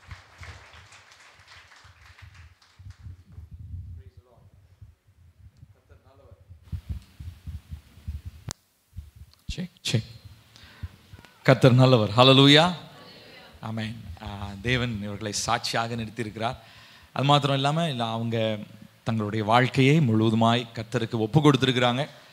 கர்த்தர் அவங்களுக்கு சொல்லும் நேரம் வரைக்கும் அவங்க உலக பிரகாரமான வேலையில் இருந்து கொண்டு தங்களுடைய ஊழியத்தை நிறைவேற்றுவாங்க. தேவன் அவங்களுக்கு சொல்லுகிற நாட்களிலே அந்த காரியத்தை அவங்க முழுவதுமாக ஒப்பு கொடுப்பாங்க. ஒருவேளை நிறைய நேரங்களில் நான் ஊழியத்துக்கு நான் அர்ப்பணித்த போது எனக்குள்ளே வந்ததான கேள்வி என்னென்னா, நம்மளை இதுக்கு முன்னாடி நெகட்டிவாக பார்த்த கண்கள் இருக்கும் இல்லைங்களா, அவங்க நம்மளை எப்படி பார்ப்பாங்க அப்படின்ற ஒரு கேள்வி எனக்குள்ளே இருந்தது. ஏன்னா இதுக்கு முன்னாடி ஒருவேளை சபைக்கு முன்னாடி பில்லியை பற்றி நன்றாக தெரியும். ஆனால் ஒரு சில நண்பர்கள்லாம் இருக்கிறாங்க, அவங்களுக்கு பில்லியினுடைய மறுமுகம் தெரியும். அப்போது இவன்லாம் போய் ஊழியக்காரனாக ஆயிட்டானே அப்படின்னு நினைப்பாங்களே ஏசப்பா, அப்போ நான் என்ன பண்ணுறது அப்படின்னு சொல்லி எனக்குள்ள ஒரு கேள்வி. அப்போ தான் தேவன் அப்போஸ்தலனாகிய பவுலுடைய வசனத்தின் மூலமாக என்னோடு பேசினார். நீ மனிதனை பிரியப்படுத்துகிறவராக இருக்கிறாயா, தேவனை பிரியப்படுத்துகிறவனாக இருக்கிறாயா? மனுஷனை பிரியப்படுத்துகிறவனாக இருப்பேன்னு சொல்லி சொன்னால் நான் தேவனுடைய ஊழியக்காரன் அல்ல அப்படின்னு சொல்லி பவுல் சொல்லுவார். அந்த வசனத்தை கர்த்தர் எனக்கு ஞாபகப்படுத்தினார். அப்போது நான் எவ்வளோதான் தேவனுக்காக உண்மையாக உத்தமமாக இருந்தான்னு நினச்சாலும் என் கூடவே இருக்கலாம், என் நண்பர்களாக இருக்கலாம், என் சொந்தக்காரங்களாக இருக்கலாம், கூட பிறந்தவங்களாக கூட இருக்கலாம், என்னை நெகட்டிவாக பார்க்கக்கூடிய மனிதர்கள் எப்பயுமே என்னை சுற்றி இருப்பாங்கன்றதை நான் என்ன பண்ணிக்கிட்டேன், நான் புரிந்து கொண்டேன். ஆனால் அந்த பார்வை என்னுடைய ஊழியத்தை தடை செய்வதற்கு நான் அனுமதிக்க போவது இல்லை. தேவன் என் மேலே வைத்திருக்கிறதான அழைப்பை தடை செய்வதற்கு அவங்க பேசுகிற வார்த்தையோ, அவங்க என்னைய சிறுமைப்படுத்தி பார்க்கறதுனாலையோ, அவங்க என்னை எதிர்மறையாக பார்க்கறதுனாலையோ என்னுடைய காரியம் தடைபடக்கூடாதுன்றதை நான் ஒரு தீர்மானத்தோடு இருந்தேன். ஸோ அதுதான் சகோதரர்களோடையும் நான் பகிர்ந்து கொண்டேன். நம்மளை எதிர்க்கிறவர்கள் அநேகம் இருக்கலாம், நம்மளை ஏளனம் செய்கிறவங்க இவனா அப்படின்னு பார்க்குறவங்க இருக்கலாம். ஆனால் அவங்க எல்லாருக்கும் முன்பதாக கர்த்தர் நம்மளுடைய வாழ்க்கையை உயர்த்த போகிறார். ஒரே ஒரு சின்ன காரியத்தை நான் சொல்லி முடிக்கிறேன். நான் தாத்தாவுடைய 40வது நாள் ஜெப கூட்டத்தில் தான் நான் ஊழியத்துக்கு வரேன்னு சொல்லி சர்ச்சில் நான் சொன்னேன். அன்றைக்கு இருந்த விசுவாசிங்க அவங்க எல்லாருக்கும் தெரிஞ்சிருக்கும்.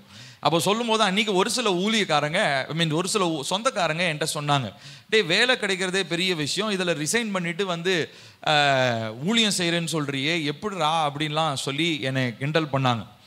அதுக்கப்புறம் ஒரு சில ஆண்டுகள் கழித்து அதே சொந்தக்காரங்களை பார்க்கும்போது அவங்க சொன்னாங்க, நீ செய்கிற ஊழியக்காரன் ஏற்றுக்கிட்டாங்க, ஆனால் நான் செய்கிற ஊழியத்தை ஏற்றுக்கல. அவங்க சொன்ன ஒரு காரியம் என்னென்னா, இப்படி இருக்கக்கூடாதுப்பா, நம்ம நல்ல பிரபலமாகணும்.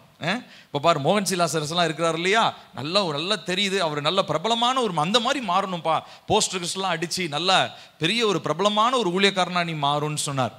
இது ஒரு சில ஆண்டுகளுக்கு முன்பதாக. இப்போ ரீசெண்டாக போன ஒரு வருடத்துக்கு முன்பதாக அதே சொந்தக்காரரை நான் பார்த்தேன். அவர் சொன்னார், எனக்காக ஜோம் பண்ணு பில்லி அப்படின்னார். இப்போ பாருங்க, அதே மனிதர் நான் ஊழியத்துக்கு வந்தபோது ஏன் ஊழியத்துக்கு வந்தேன்னு கேட்டார். 2வது தடவை என்னை பார்க்கும் போது அவர் சொன்ன காரியம், இந்த ஊழியம் இருக்காதுப்பா, நீ நல்ல பிரபலமாக போஸ்டர்ஸ்லாம் அடித்து பெரிய ஆள் மாதிரி மாறணும் அப்படின்னு சொல்லி சொன்னார். ஆனால் அதே மனிதர் திரும்ப கடந்த ஆண்டு ஒரு சில மாதங்களுக்கு முன்பதாக அவரை நான் ரோட்டில் சந்தித்தேன். அவர் சொன்னார், பில்லி இப்படிலாம் பிரச்சனை இருக்குது, ப்ரேயர் பண்ணிக்கோ அப்படின்னார். அப்போ எனக்கு அவருடைய வாயினாலே சொன்ன அந்த பழைய வார்த்தைகள்லாம் எனக்கு ஞாபகம் வந்தது. அப்போ ஆண்டவர் என்கிட்ட நினைப்பூட்டினார், நான் அழைத்ததை மற்றவர்கள் எப்படி பேசினாலும் பரவாயில்ல, நீ உண்மையா நீ என்னை பற்றி கொள்ளும் பொழுது நான் உன்னை நடத்துவேன்னு சொல்லி ஆண்டவர் என்னோட பேசினார். ஹல்லேலூயா. ஸோ அதே தான் நான் சகோதரர்களுக்கு நான் உற்சாகப்படுத்த விரும்புகிறேன். நம்மளை பார்த்து பேசுவாங்க இல்லைங்களா, அவங்க முன்னாடியே அண்ணன் இன்னைக்கு சொன்னார் இல்லைங்களா, என்னுடைய சத்துருக்களுக்கு முன்பதாக எனக்கு ஒரு பந்தி, ஒரு டேபிள் போட்டு நமக்கு பிரியாணி பரிமாறுற அளவுக்கு நம்மளை தேவன் என்ன பண்ண போறாரு? நிச்சயமாக அவருடைய ராஜ்யத்திலே உயர்த்த போகிறாரு. ஏளனங்கள், பாடுகள் இருந்தாலும் அதற்கு மத்தியில கர்த்தர் உண்மை உள்ளவர் என்பதை நாமும் அறிவோம், நம்மை சுற்றி இருக்கிறதான மனிதர்களும் அறிந்து கொள்வாங்க. ஹல்லேலூயா. அதுதான் கர்த்தருடைய மகிமையாக இந்த நாட்களில் பார்க்கப்படுகிறது. இந்த ஆண்டில் அதற்காக ஜெபிக்கிறோம். கர்த்தர் பெரிய காரியங்களை நம்முடைய வாழ்க்கையில செய்ய போகிறார். இப்பொழுது கடைசி ஜெபம், ஆசீர்வாதம்.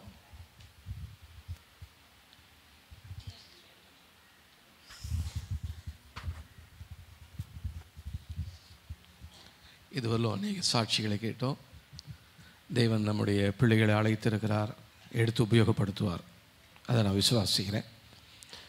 தொடர்ந்து இந்த பிள்ளைகளுக்காக நீங்கள் ஜெபித்துக் கொள்ளுங்கள், இந்த ஊழியத்துக்காக ஜெபித்துக் கொள்ளுங்கள். நம்ம இப்பொழுது ஜெபிக்கலாம். எங்களுடைய நல்ல பரலோக பிதாவே, ஆசீர்வதிக்கப்பட்ட இந்த நல்ல வேலைக்காக நன்றி. இந்த நிமிடம் வரையிலும் உடைய கிருபை எங்களோடு இருந்ததப்பா. உலகத்தின் முடிவு பரியந்தம் நிலைத்திருக்க கர்த்தர் உதவி செய்யுங்க ஆண்டவரை. எடுத்திருக்கிற தீர்மானத்தில் நம்முடைய பிள்ளைகள் உறுதியாக இருக்க கர்த்தர் உதவி செய்யுங்க. நீங்கள் அவர்களை அழைத்தவர் நீர் தான் ஆண்டவரே. அவருடைய அபிஷேகித்தவர் நீங்கள் தான் ஆண்டவரே. நீங்கள் நடத்த போதுமானவராக இருக்கிறீங்க. உங்களுடைய கிருபையுள்ள கரத்தில் ஒப்பு கொடுக்குறேன். இந்த நாளிலும் ஆண்டவரே, தேவனுடைய வார்த்தையை கேட்டதின்படியாக நாங்களே தேவனுடைய ஆலயமாக இருக்கிறோம். எங்கள் மேலே கர்த்தாவை இன்னும் ஆண்டவரே பெரிய காரியங்களை வைத்து எங்களை கர்த்தாவை எங்கள் மூலமாக உங்களுடைய நாமத்தை மகிமைப்படுத்த போகிறதுக்காக ஸ்தோத்திரம் ஆண்டவரே. பாதாளத்தின் வாசல்கள் எங்களை மேற்கொள்வது இல்லை ஆண்டவரே. சத்துருவின் வல்லமைகளை மேற்கொள்ளும் அதிகாரத்தை நீர் எங்களுக்கு கொடுத்திருக்கிறீர். எங்களுடைய ஜெபத்தை கேட்டு நீர் அதற்கு பதில் கொடுத்து கொண்டிருப்பதற்காக நன்றி. இந்த ஆண்டில் நீங்கள் கொடுத்த அந்த வாக்குத்தத்த வார்த்தையின்படி மகிமையின் ஆண்டாக நீர் எங்களுக்கு கொடுத்திருக்கிறீர். அந்த மகியின் மேல் மகிமை அடைய கர்த்தர் உதவி செய்யுங்க. எல்லா துதி கன மகிமை உமக்கே செலுத்துகிறோம். இயேசுவின் நாமத்தில் ஜெபிக்கிறோம் நல்ல பிதாவே. ஆமென், ஆமென். நம்முடைய கர்த்தராகிய இயேசு கிறிஸ்துவின் கிருபையும் பிதாவாகிய தேவனுடைய அன்பும் ஆவியானவருடைய காவலும் ஐக்கியமும் இன்றும் என்றும் சதா காலங்களிலும் நம் அனைவரோடும் விசேஷித்தவனமாய் இந்த நாளிலே பிரதிஷ்டை செய்யப்பட்டிருக்கிற தேவனுடைய பிள்ளைகளோடும் கர்த்தருடைய வருகையின் பரியந்தம் நிலைத்திருப்பதாக. ஆமென், ஆமென். கர்த்தர் நம்மை ஆசீர்வதிப்பாராக. ஸ்தோத்திரம். உணவு இருக்குது, தயவு செய்து